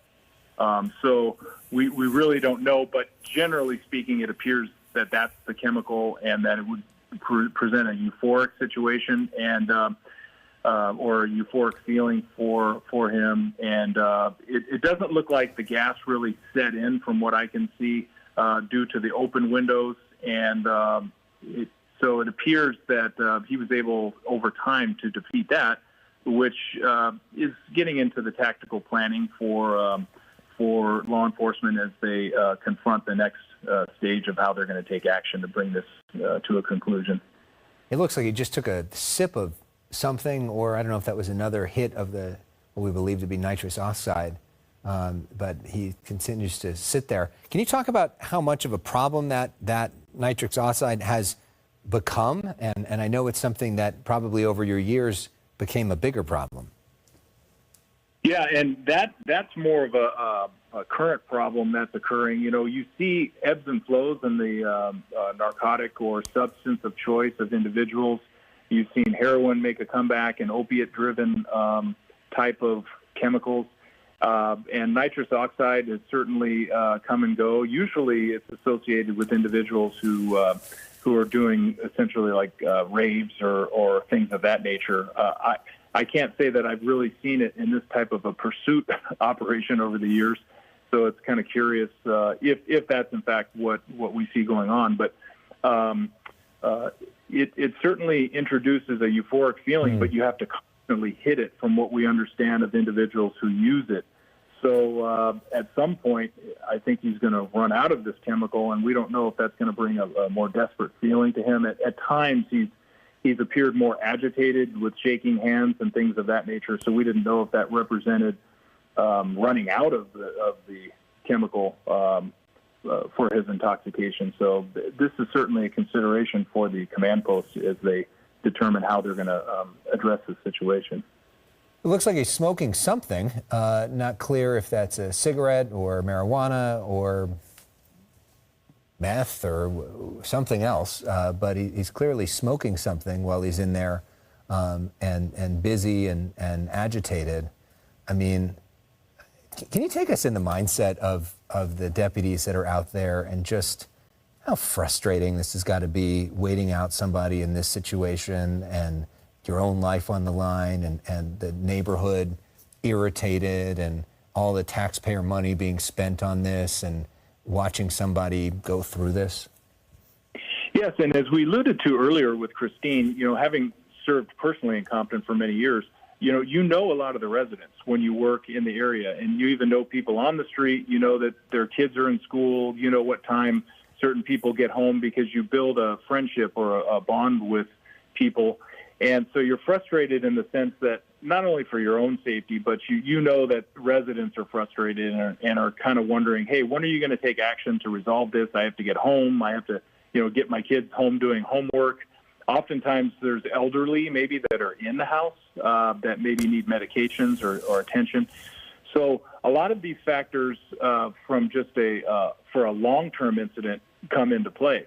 Oftentimes the community will be a little frustrated with the first person they see that's actually preventing them from entering their home or evacuating them, and that's law enforcement. So taking that and understanding where they're coming from and why they're frustrated, they're not actually mad at us, but at the situation. But from a tactical standpoint, we constantly make relief to ensure that you don't tire an individual and they lose their focus and attention, because, standing at the ready for hours upon hours. I mean, we've had barricaded suspects for armed individuals who've taken hostages and things of that nature or are shooting at law enforcement. They can go on for days. I've been involved in many incidents where they've gone on beyond a day. And so this does not appear to be that type of situation where you would wait that long, but I don't have all of the intel that the command post has. But it can be frustrating, but oftentimes in training scenarios, in between the hundreds of high-risk search warrant operations that SEB does, which is the Sheriff's SWAT Team, Special Enforcement Bureau, in between all of the high-risk situations or barricaded suspects or tactical operations that are done, is training. And so you're constantly doing something. So honestly, the tactical operators are such professionals. They have so much patience that a lot of people on the TV, you watch TV shows and you see the shoot 'em out tactical operations, but the reality of tactical operations is exactly what you see. There's a lot of standing by at the ready, preparing, being ready to de-escalate a situation, and on rare occasion, there's more hostile or deadly confrontations that occur. But for the most part, this is, in fact, the nature of the job when you're dealing with tactics is patience, professionalism, and reverence for human life. And that's what you see here. Essentially you're seeing the patience and the professionalism and the reverence for human life that the deputies on scene in Compton showed by timing when to do that pit maneuver and timing when to barricade the individual versus continue the pursuit was demonstrated all of those factors. Can you talk about the training also in how do you deal with somebody who is clearly under the influence of probably multiple substances at the same time right now, who clearly is not thinking or acting rationally, and the process of trying to communicate with that person, that's got to be very difficult. It can be difficult, and if you're the first deputy responding, so I can walk you through, for example, in this incident. When it first started, you had the patrol deputies that had to talk the individual, prevent him from doing something desperate that would cause immediate, force, or even worst case scenario, deadly force if he produced a firearm or something of that nature. So they appeared to be successful in talking him down and even keeping him in place or surrendering, which he refused to do. Then as the tactical operators from Special Enforcement Bureau arrive on scene, they're developing a tactical plan and put the frontline deputies, on containment spots as you bring in crisis negotiators. And to speak specifically to the point you brought up about interacting and dealing with someone under the influence or in mental psychosis or drug-induced psychosis, things of that nature, it's very difficult. I wouldn't say I'm a subject matter expert in that area, but having worked hand-in-hand with crisis negotiators from the tactical side, observing their tactics and their professionalism and their specialty in human psychology and quite frankly, understanding what's driving their desperate behavior and getting background information to know and get certain keys and information by what the person says. Is this person acting desperate? Is this person not making sense at all? And that could possibly be the situation when he takes a hit and is feeling euphoric, and then maybe he comes out of that and you see him now sort of shouting things and yelling things. So, that goes from the euphoria and the high that he feels to now maybe more desperate actions as you see his hands shaking and things of that nature. So having the crisis negotiators understand the type of individual they're dealing with and getting them to surrender peacefully is an important factor. So it can be frustrating because oftentimes it takes a lot of background information and knowledge and failed efforts. You try to reach them on certain accords, and sometimes they're not responding to certain conversations, and then sometimes you can touch and hit home with them and convince them to surrender. And more often than not, our crisis negotiators do speak to the troubles that they're dealing with and convince them to surrender. A sort of broad question about the kind of people that you end up dealing with in pursuits. And we mean some of the bigger pursuits, not the minute and a half pursuit, which we know is oftentimes what a pursuit actually is. As a percentage, based off of your experience, how many of them have had interactions with law enforcement before, meaning, been arrested or something like that, in terms of the people that you see running?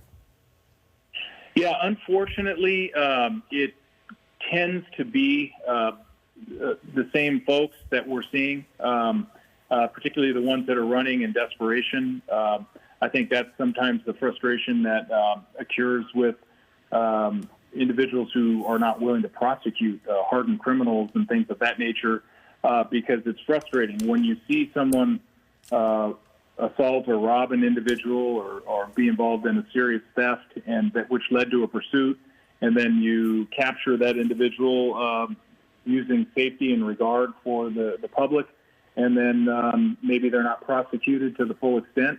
That can be frustrating. And so I would say more often than not, a lot of the individuals who are fleeing from law enforcement are repeat offenders and for all intent and purposes should be incarcerated. And so that can be a source of frustration for the law enforcement community and quite frankly, residents as well. I mean, I served in Compton for many years, and my friends from Compton would echo that same sentiment. Certainly we want common sense. We don't want to overutilize the criminal justice system. And so I think we're making positive strides in that regard. But when you have individuals who are repeat offenders continually infringing on public safety for our families, then those people need to be incarcerated.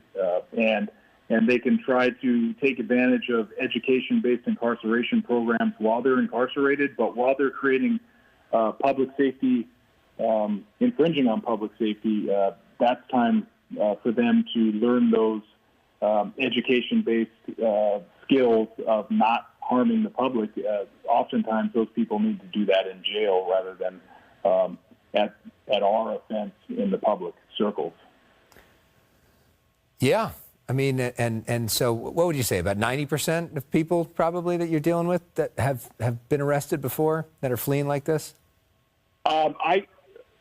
Now that I work for the Department of Justice, as the senior advisor there, I couldn't speak to current statistics and things of that nature, but I would say it's an extremely high number. I don't know about 90%, but I would say that it's extremely high number most of the time.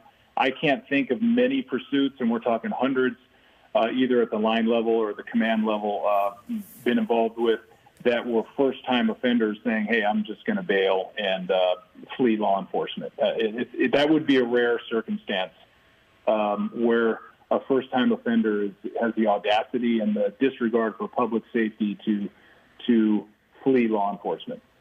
Yeah, I can't imagine how frustrating that must be. And to the point that you articulate, that, I think what you're hinting at is LA County District Attorney George Gascon and some of his policies, and, maybe not prosecuting people that may have been prosecuted in the past, and then they're on the streets, and you're going through all this again for somebody who very well could have, or maybe should have, been behind bars.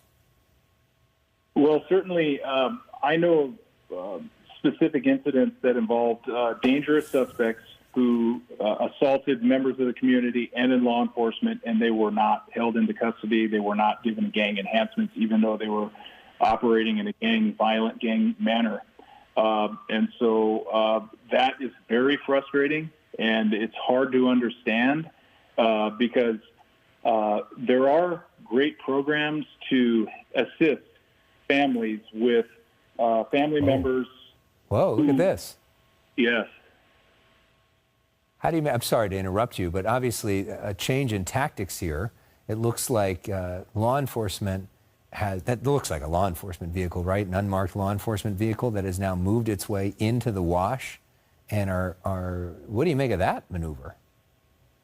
I don't see that maneuver on my screen right now. It's going to take. Okay, you're in a bit of a delay. So yeah. there is a vehicle that is now moved its way underneath in the wash area that's setting up, which you'll see it in a little bit. And now it's backing away from the vehicle itself underneath, which was kind of surprising, and not sure what the thinking is on that or how a vehicle would even get in there. But that's an interesting change. But there is access to the creek there, and but I think you bring up a great common sense point, which is you certainly don't want to be under that vehicle because you don't know what desperate action. So while I've been impressed by the tactics deployed by the Sheriff's Department, you certainly, and you can see that adjustment was made, which is good news. So you certainly wouldn't want someone positioned directly under that. So it might have been a factor of not knowing exactly where the vehicle was because you can't see up. So I'm certain that those tactics were adjusted via radio. And but I know that they would want to have boots on the ground because the possible scenario if the guy ran would be to have somebody there in the wash to take that person into custody. And I know, Alex, you've been involved in and covered many of these as a journalist, that you'd be surprised sometimes that vehicles survive jumping into wash and then next thing you know they're driving. I don't think that would be likely, but you have to take every precaution to make sure that every avenue is covered. Well, it's been quite an advertisement for this truck so far. The way that, despite the fact that this guy's probably high off his mind, has been able to maneuver this thing around vehicles, over medians, and all the rest of it. Maybe we can show some of that video. I don't know if we have any of that queued up to give folks a sense on how we got here and all the maneuvers that this person took. So look, on the top left, that's the live picture. On the bottom, this is earlier. So this was a pit maneuver that we saw earlier today, and the driver just goes right through like a field goal, driving through the law enforcement vehicles, bangs into one, doesn't stop him, starts driving over the center median, and just keeps going. So that wouldn't stop the driver. The driver would keep on going. Here's a little bit later. You see a shot of him literally ingesting what we think is nitric oxide as he's being pit maneuvered. That stopped him from doing the drugs, but it didn't stop him from driving on the other side over the center median to continue going. And despite all these black and whites behind him, continue to evade capture. The pursuit would continue on the streets of Compton, eventually ending up where we see now. And there would also be an incident, maybe we have this video we can show everybody, of when they tried to approach earlier and they put, there we go, some gas inside the back window, some tear gas. It goes off there. You can see the driver is impacted by it somewhat, gets out of the window there, trying to breathe, tearing up. And even though the sheriff's deputies behind him were close, decided not to give up. And so here we are now, hours later, as we continue to watch what's going to happen next with this whole pursuit situation, including this driver who is, taking his sweet time, as all of Los Angeles and perhaps much of the country watching us online now sort of awaits his next move or awaits the next move of law enforcement. So for people that are just joining us, we're joined by Jim Hellman, longtime former assistant chief of the Sheriff's Department, who knows this sort of situation as well as anybody in Southern California. For people that may just be joining us, what are the potential next moves for the law enforcement that's there and that clearly have gathered in mass, including 3 Bearcats? So the potential next moves are obviously the crisis negotiators. I have seen a few of them on scene. They're going to try to interact with this individual with an effort to try to have him surrender without further incident. All the while, our tacticians from the Special Enforcement Bureau, which is essentially the sheriff's SWAT team, have precautions, which would include the option of deadly force if he produces a deadly weapon. But, of course, the priority is also less lethal options, which includes a stun bag and gases.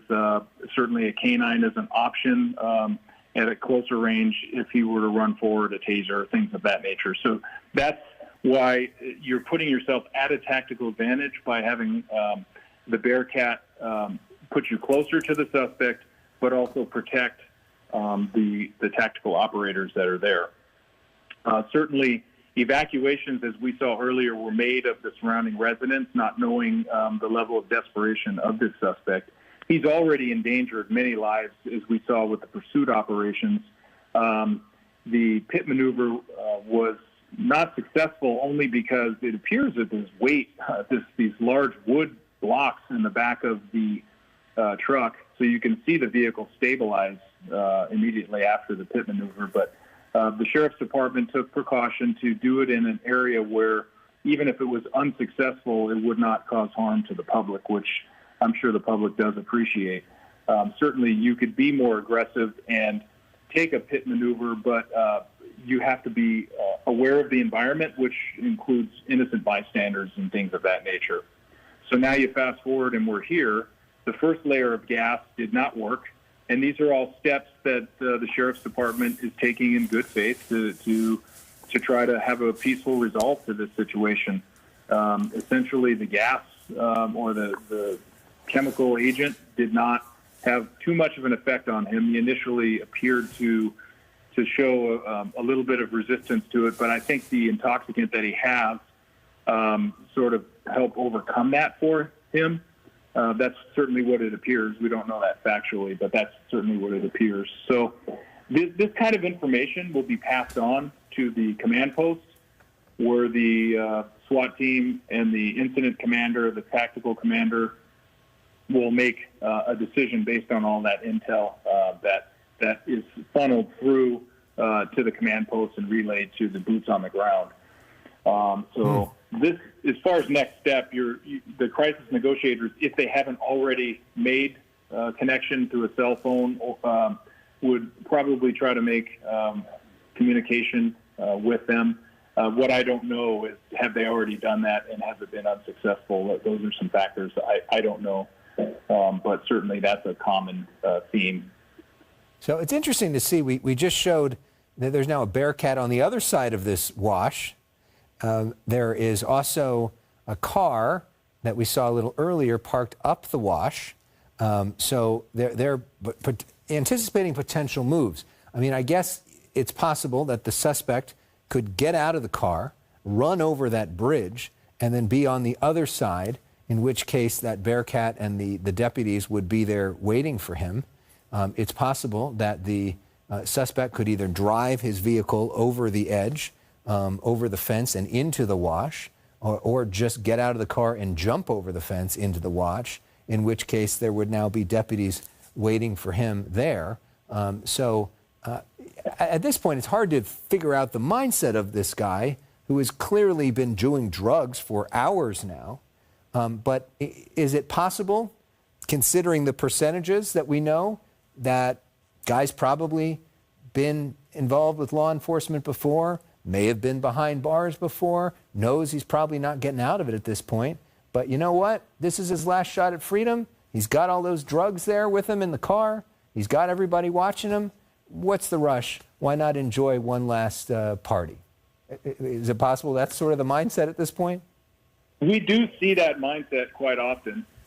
You've captured a common mindset for these types of situations, although it's hard to know what drives everyone in those scenarios. And certainly in this case, we don't know if he has drug-induced psychosis, if there's something that initially drove him to flee from law enforcement that we don't even know about, but the command post does. So there's a lot of factors going into this, and the Sheriff's Department is certainly taking every precaution to have a peaceful remedy. I would say successful for keeping the community safe. We see now we have it to where we're confining and containing the problem to the suspect himself. It's really in his hands in the sense that he can have a peaceful surrender if he just comes out with his hands up and essentially offers himself, and it would be an end to the situation. If he made the mistake of running across the wash, I can tell you that the situation would probably end pretty quickly after that, because the Sheriff's Department has set up the proper containment. And as we saw the individual in the vehicle in the wash, they also now have the wash covered. So by no means do I see a scenario where this individual would be able to evade. I think we all see the same thing. And we're just now taking, it appears the Sheriff's Department now is taking every precaution to bring a peaceful conclusion. And the ball's in his court in the sense that he can do that at any given time. But since he's not, there's more assertive efforts being planned, I can tell you that. There are options. It's not just one plan. There are contingencies that are taken. And so it's a matter of the scenario, whether the person's armed, whether he was seen to be armed, whether family has said, yes, he carries a certain firearm, things of that nature. We don't know. Or a criminal history that might reflect that as well. So all of these factors are going into what are the next steps for the tactical team on the ground. And in the meantime, the rest of us wait and await the decisions of this man who continues to, is he drinking? Is he ingesting drugs? It's kind of tough to tell as we see him a little bit closer. He seems to be maybe grooving to the music, which may be actual music in his car or just the music in his mind after ingesting illicit substances for several hours in a row. He seems to be enjoying looking at the helicopters that are focused on him. And it seems like this guy kind of enjoys the attention at this point, or may not even realize what's happening. And the law enforcement folks still just waiting him out. Would it be typical in this situation? Obviously, talks about crisis counselors and people trying to call him. But would the sheriff's deputies on the ground there, especially the SWAT guys, would they be yelling out instructions as well?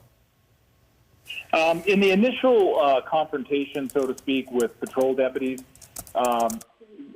they were certainly trying to control the situation and giving orders for a peaceful surrender. I'm sure he refused those. He obviously refused those.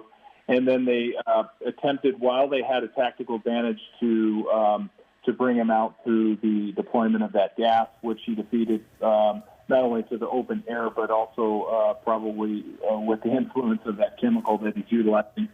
As the tactical team is on hand, certainly you will constantly remind him that he's available to surrender, so you'll continually make those calls. But it won't be as frequent because you don't necessarily want to give up your position as a tactical operator, but certainly occasionally you would let the person know over PA, or if you're in shouting distance, it's okay to surrender, and try to talk them down. Eventually, they're going to try to have direct communication with the crisis negotiator to try to talk this person into surrendering peacefully, and that can be through the introduction of a phone that we provide, or if they already have a cell phone, they may have already been doing that. It's very difficult to determine. It seems as if maybe they have made communication, just based on the fact that crisis negotiators would normally have tried to introduce a phone at this time, I would think, in this time level. So they may have a communication with him, or he may be hanging up or not answering. So we really don't know. There's a lot of unknown factors that we don't know. What, in all your years of doing this, is the longest standoff that you were ever a part of? Can you remember how long it was? Well, there was an incident that was several days in nature, and this was behind a deputy sheriff who was killed in the line of duty, Steve Sorensen, up in the Antelope Valley. And this individual, first of all, there was a tracking down of this individual by the Special Enforcement Bureau and the hardworking men and women of Palmdale and Lancaster stations, eventually finding the individual in a abandoned shack, and then the exchange of gunfire and things of that nature made it clear that not only was this murder, he was already involved in the murder of an innocent police officer, deputy sheriff, an outstanding deputy sheriff, by the way, but also that he was willing to kill more. And so every precaution was taken, and but this event went on for several days, quite frankly, and unfortunately the suspect was killed, and every precaution was taken. However, some suspects are so desperate and evil, for lack of a better word, they're going to go no other way. And in the hundreds and hundreds of tactical incidents that the Sheriff's Special Enforcement Bureau, which is the Sheriff's SWAT team, they handle every year, to have a deadly confrontation by the SWAT team members are, quite frankly, rare. But when they do occur, it's by the desperate and violent actions such as what you saw last night by the suspect who shot 3 LAPD officers. There are those type of incidents that occur. And I think that story needs to be told, because oftentimes people are watching what you have, rightly so, called intimidating equipment, the Bearcat, Air 5. You see, basically firearms and rifles, M4 rifles, and also other MP5 rifles that are deployed by the tactical operators. You see stun bags. You see all this equipment that might be intimidating to the general public. But what you don't hear and see is the number of incidents that are de-escalated with the use of less lethal force, stun bags, tasers, the canine, and other remedies other than deadly force. But you certainly have to have those firearms available, and which includes long rifles and those type of precautions for the desperate suspects that, quite frankly, emerge in the least expected times. And so you never know the desperation or the mindset of a suspect, so you have to take those precautions to ensure the public's safe, and then, of course, the deputies that are on the scene. Jim, it's Christine Devine back with coverage. Thanks so much for being with us since, a little after 2 o'clock this afternoon. Wow. Alex, we are going to stay with this coverage until it ends, I think, on our website, foxla.com, and our YouTube channel, Fox 11. We know we've got a lot of viewers who don't live in LA or who watch, other than their television, who want to see how this ends. So we don't want to leave you. We want to let you know we will continue that. Marla Tea is going to pick up that coverage at 5 o'clock. We have a newscast to do with a lot of news to cover for you in the day at 5. So stay with us for that as well as we continue to watch this coverage here. Jim, I cannot believe that we are still sitting here coming up on 5 o'clock in the evening with this driver sitting there for several hours not moving. I think our next guest needs to be analyzing what he's taking, what drug he's on that allows him to just sit there for so many hours. I can't quite figure it out.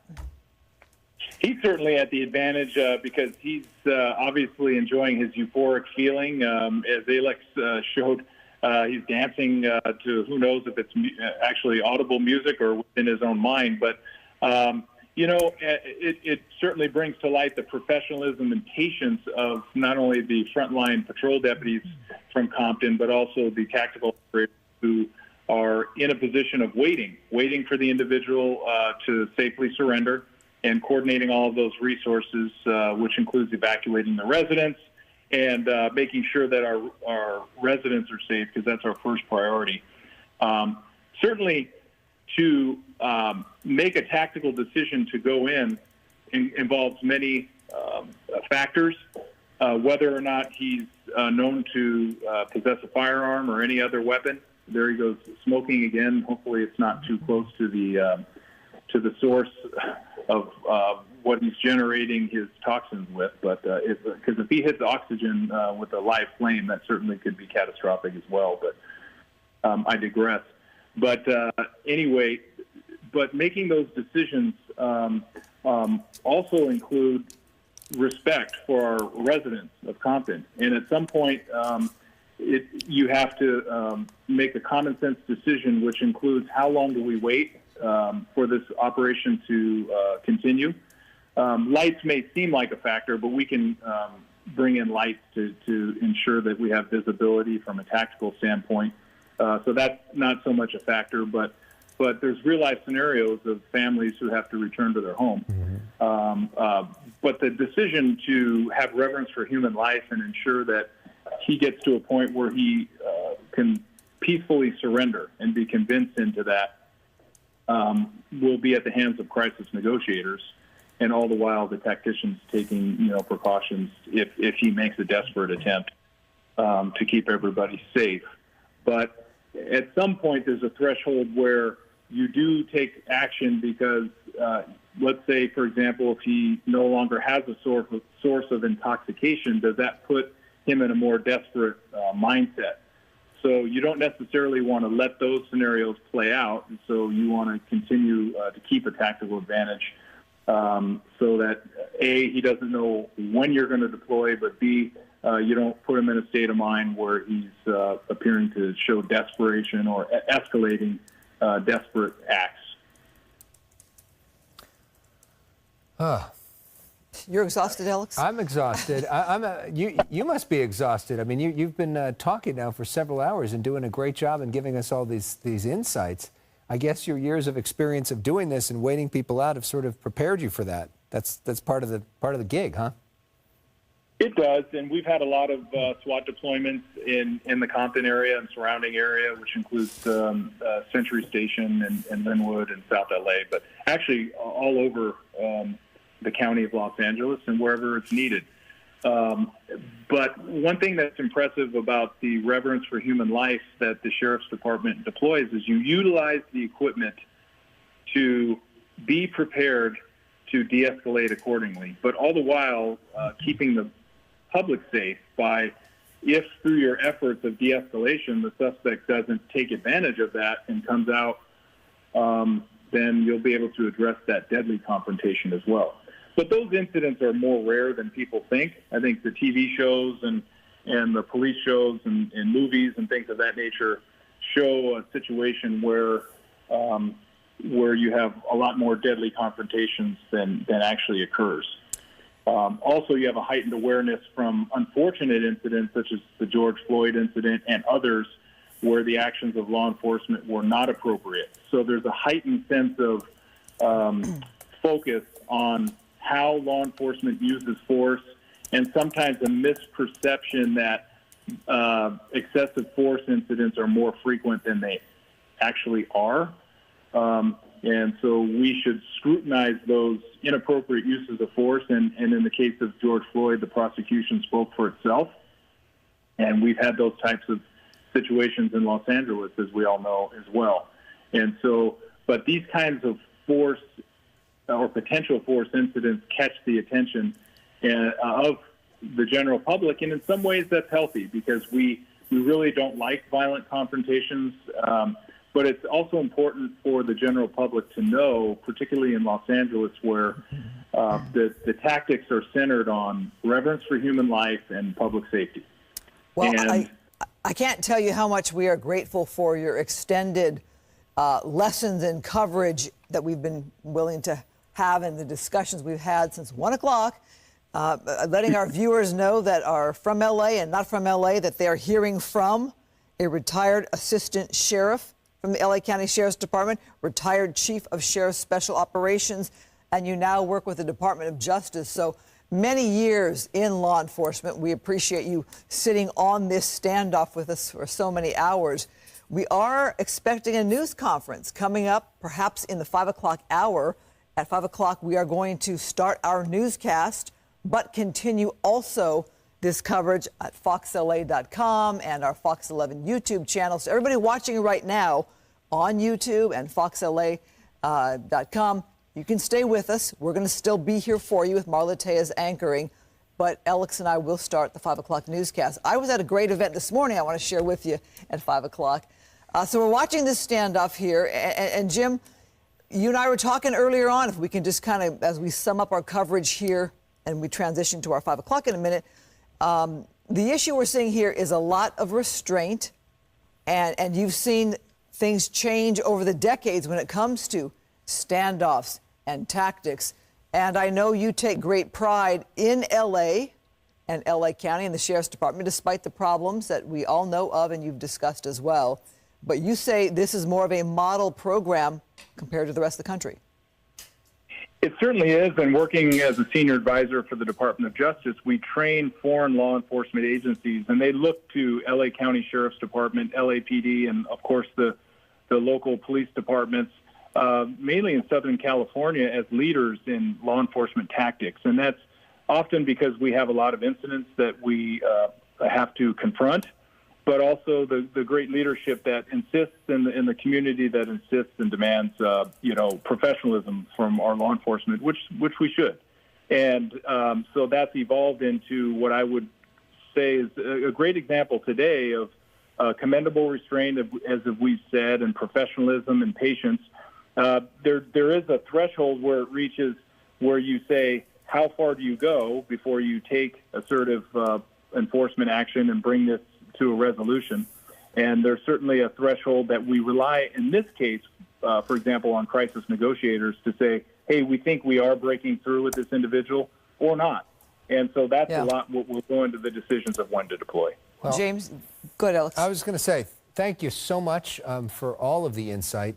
You've been one of the best people we've ever had doing this. Highest ranking, too, I think. Yeah, so you're welcome back anytime. We'd love to have you back for more really fascinating insight. So reminder, again, if you're watching this on our YouTube page, foxla.com/YouTube, we're going to transition over. Our colleague Marla Tejas is going to pick up the coverage. If you want to watch us on TV to get the other news of the day, you can head to Fox 11 on TV. We'll see you in a second.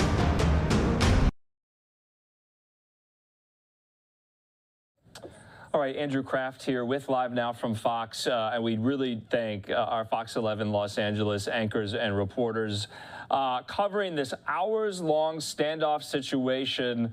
That continues. We're going to be doing just that as well. Let's take a quick commercial break. We'll have more updates in just a moment.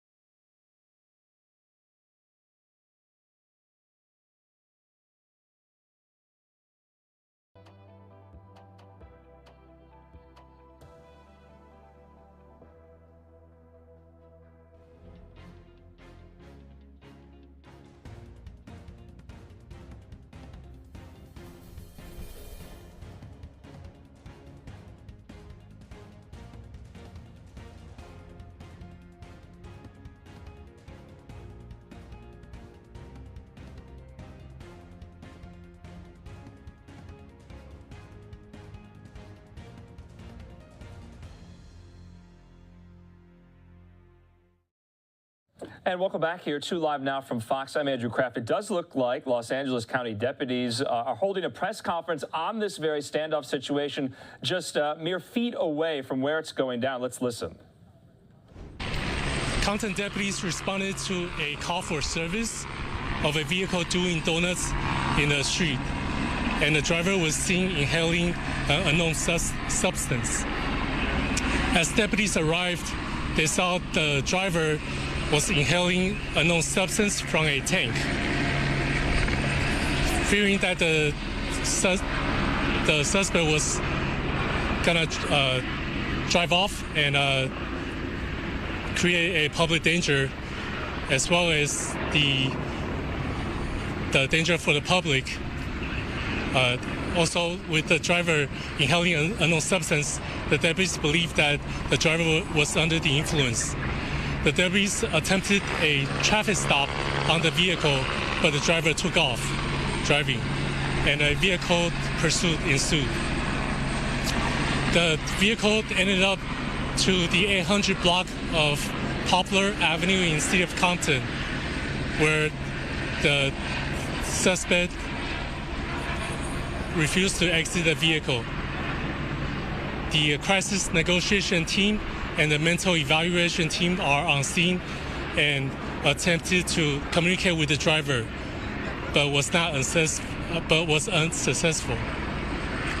The scene right now is turned over to the Special Enforcement Bureau, and where the Special Enforcement Bureau deputies will attempt to bring the incident into a conclusion.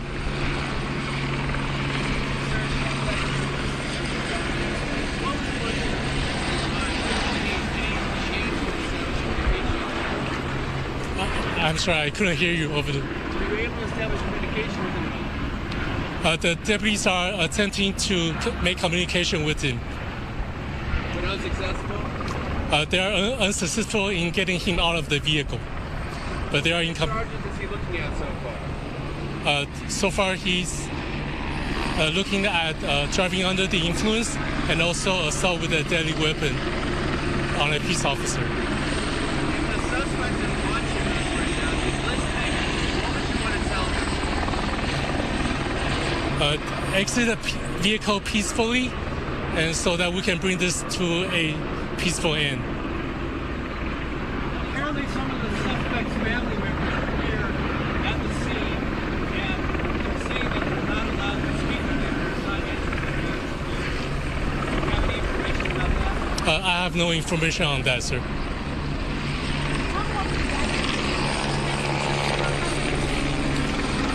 We have evacuated some residents from the area for their safety. Are residents in any danger right now? Talking about that, the danger of residents in the area. We urge the residents in the area to stay in their home and listen to deputies' orders. Can you confirm that the suspect in the pickup truck has in his possession a nitrous gas? Do you have information about that? The driver was seen by the deputies inhaling a known substance from a tank. But you can't confirm it's a nitrous gas? We do not know the contents inside the tank until we can test it. Do you know about how many residents are impacted by this evacuation order? I do not have the number at this time. Yeah.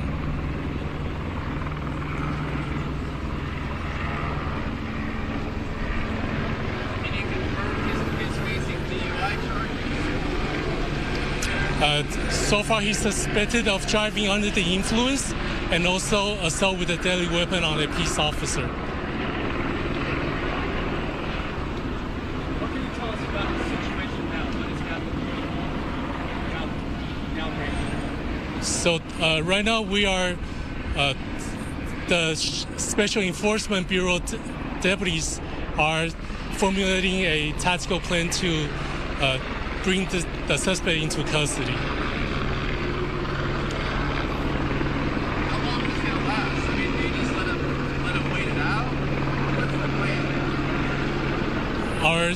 special enforcement deputies that are working swiftly to try to formulate a plan to bring this custody to bring the suspect into custody as quickly as possible, and we do not have a estimated time.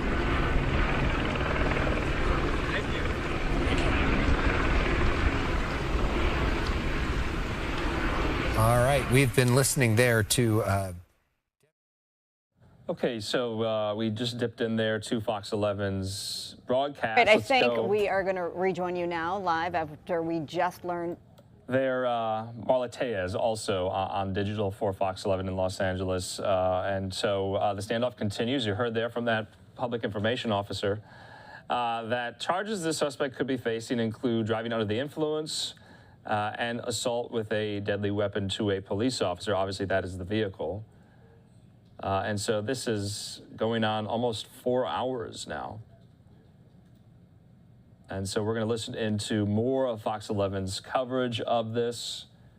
As you heard there, there were some reports that possibly family members of this suspect are on the scene. They, meaning police officers formulating this plan to take him into custody, apparently have been in direct communication with the suspect, at least shouting commands, orders, what have you, trying to communicate the best way they can. Let's listen back in. If I'm not mistaken, I'll work to bring that, get that confirmed to you. But nonetheless, I do know that he came into contact with law enforcement vehicles. Again, 3 pit maneuvers at least were attempted, and then everything came to an end when he hit a dead end here in Compton. This is a flood control area. We just learned from that deputy there that some residents in this area, no surprise, have been asked to evacuate their homes out of an abundance of caution. People, maybe you're watching us from the city of Compton. If you live anywhere near this, the deputy just said, stay inside, lock your doors. Obviously a dangerous situation that has now gone on for several hours. We've also learned that maybe this isn't new information because I saw this happening earlier, that the suspect inside the vehicle was seen inhaling some sort of a substance. It's been reported that it's nitrous oxide, aka laughing gas, out of a balloon. I saw that with my own eyes earlier, where he was inhaling an unknown substance out of a balloon. The deputy there said he was also seen inhaling a substance unknown from a tank, from a canister. So that has also happened. So clearly the suspect not in his right mind. That's an understatement, as our shot now zooms into the SWAT team, the tactical team there from the Sheriff's Department. We heard from that law enforcement officer at the podium that the special enforcement team is collaborating to figure out the best plan of attack in order to get this guy out of that white pickup truck and into custody. That's the plan. He says we're working to do that as quickly as possible. Well, this has been happening since 1 o'clock this afternoon. It's 5:10 here on the West Coast. Maybe you're joining us from the East Coast. I understand that this has attracted a lot of eyeballs just because it's just been so wild to watch. I mean, the pursuit was wild. And when this came to an end at this wash at 1 o'clock more than 4 hours ago, we thought, okay, it's only a matter of time. We've covered these sorts of pursuits many times, and it's only a matter of time until we get the suspect into custody. Well, here we are 4 hours later. We've also seen, this was also why this guy will now be charged with assault with a deadly weapon on a peace officer. As soon as he hit this dead end and he saw that he was surrounded and had literally nowhere to go, he did go in reverse, and he was ramming the black and white that you see there right behind him. So he used his vehicle as a deadly weapon. It will be considered as such, and hence the charge that he will face, assault with a deadly weapon on a police officer, on a peace officer. In terms of injuries, I don't think that there have been any injuries to pedestrians along the way. Maybe vehicles were damaged, but in terms of bodily injury to innocent, unsuspecting bystanders, I don't think there are any of those. I don't think any deputies have also been injured in this, but we're working to get that figured out for you and confirmed. Certainly hope not. Sky Fox now zooming in on this SWAT team.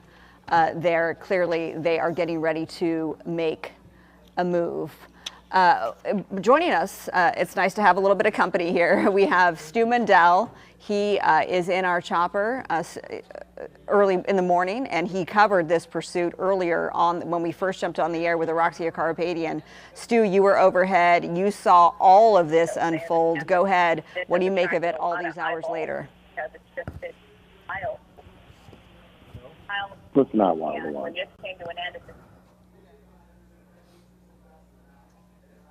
Do we have Stu? Bear with us, folks.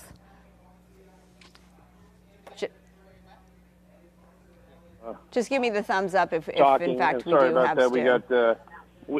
We got some audio issues here, but I've been listening to Marla talking, and she was making comments about what was going on earlier on. We were there. Clearly, we were there. We were watching this happen live, and that whole part about we heard the press briefing with the PIO from the Sheriff's Department talking about the assault with a deadly weapon on a peace officer. That was when that pickup truck collided with one of the deputies' vehicles. After that pit maneuver, we saw that, and I pointed it out when it happened. We saw that vehicle kind of bump one of those deputies' vehicles. I'm watching the feed live. I hope the timing is about right, but you can see right there the SEB folks, it's the Sheriff's Department version of SWAT. They've got one of their toys out right there. That's going to be a drone. I have an idea they're going to be bringing that drone or flying around, looking, maybe trying to really make sure that the best they can that suspect has no weapons inside that vehicle. Also, we were talking about this going on for 4 hours, maybe more. It definitely has been, and you've just got to wonder about that guy in the truck. Even if he was inebriated earlier on,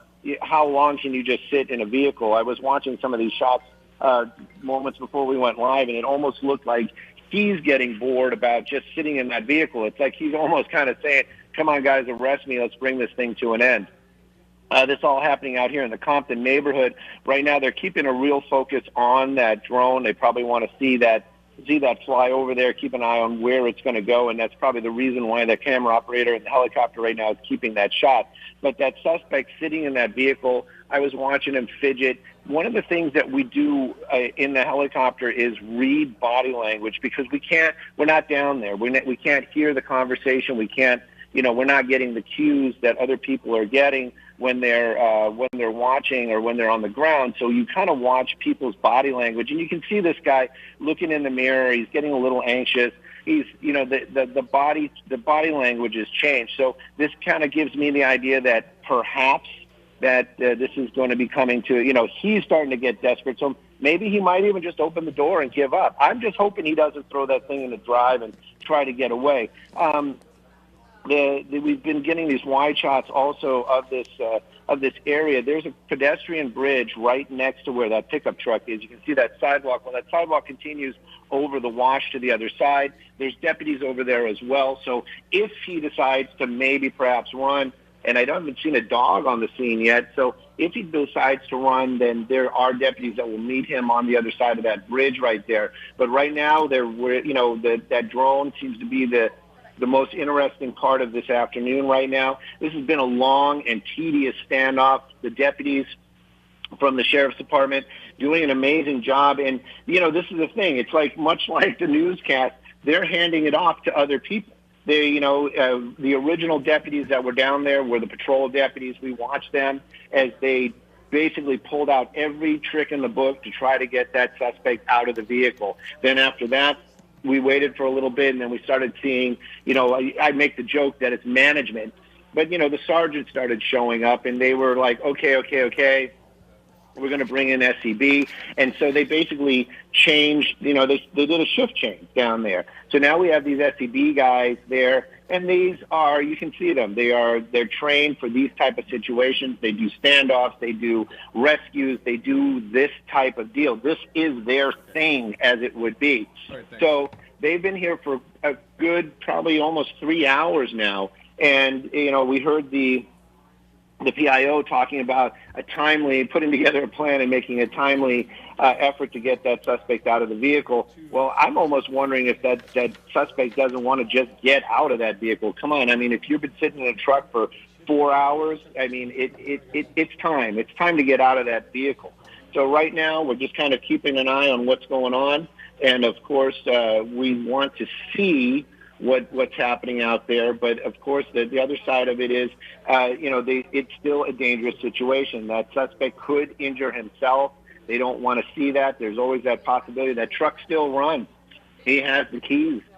We watched earlier on as Marla, you might have seen that or not, but that vehicle was actually in reverse, rammed up against that deputy's vehicle, and those tires just spinning and smoking. And he was, making an effort or a gesture to either get away or to create a situation where he was trying to frighten off the other deputies, which they weren't frightened by any means, but it was the same thing. Safety. You don't want to be next to one of those tires when they explode. And they might have. With that kind of heat, that kind of tension, something could have happened. So they kind of backed off. There's also spike strips under there, but that truck really not going to be able to get anywhere. Right now you can see Skyfox is kind of moving around a little bit, getting a little bit of a different angle.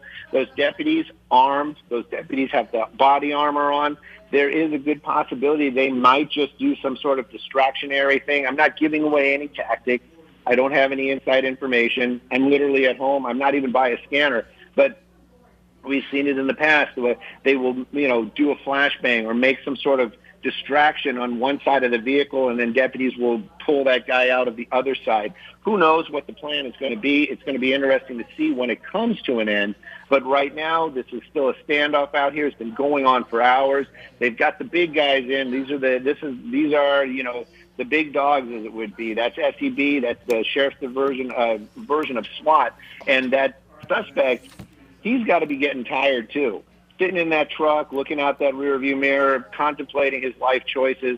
It's got to be kind of dreary. I don't think he's in there any kind of jovial mood or any kind of happy. It's almost to the point where he's like literally saying, you'd wonder if he's like, just come on, guys, just come and arrest me. Let's get this over. You can see him looking out the window right there. Much different body language than we saw, 4 hours ago. 4 hours ago, he was, standing up. He was, throwing things out of the vehicle. He was making all kinds of gestures. Right now, seems to be a little bit more calm, a little bit looking out that window, keeping an eye on what those deputies are doing. And, of course, he's got to be thinking about this also. You got to know that, there's the same attitude that we have or I have about that suspect, maybe driving off, injuring a deputy. That suspect's got to be thinking, too, yes, these are trained professionals, but they have loaded weapons. They're going to have loaded weapons pointed at me. Anything could happen.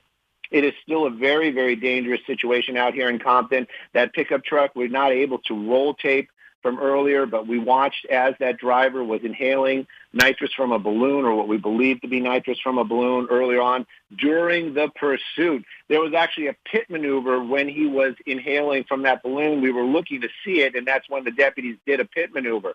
We watched him drive on center dividers. We watched him weave his way through the deputies' vehicles, crashing.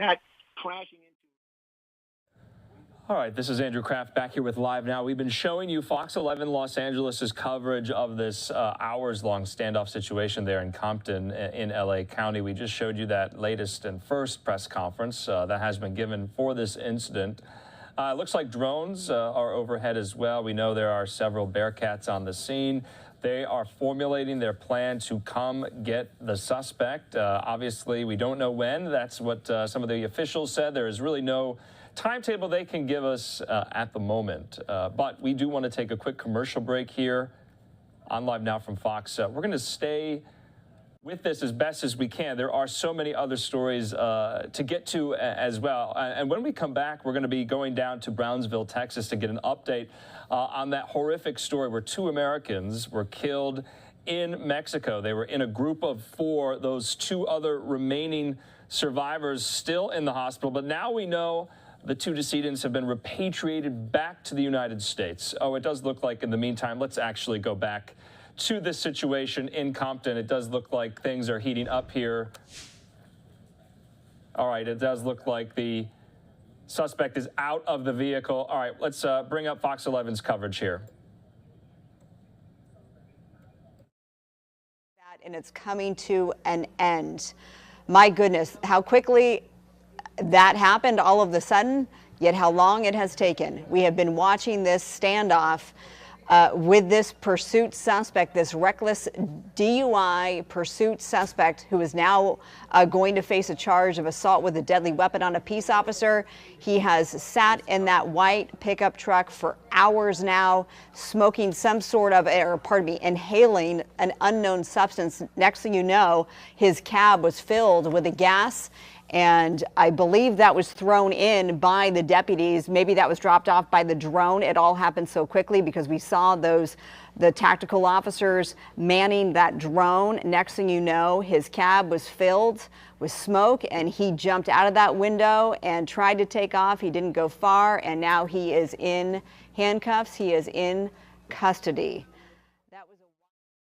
Okay, so that happened very, very fast. We thank Fox 11's Marla Tellez there. That suspect now in custody. You saw that drone I was referring to. We just want to cue it up one more time in case you might have missed it from earlier. It happened, like I said, very, very quickly. Let's cue that back up. Let's replay the moment when that suspect got out of the vehicle, the entire driver's side filled with smoke, and then authorities taking him into custody.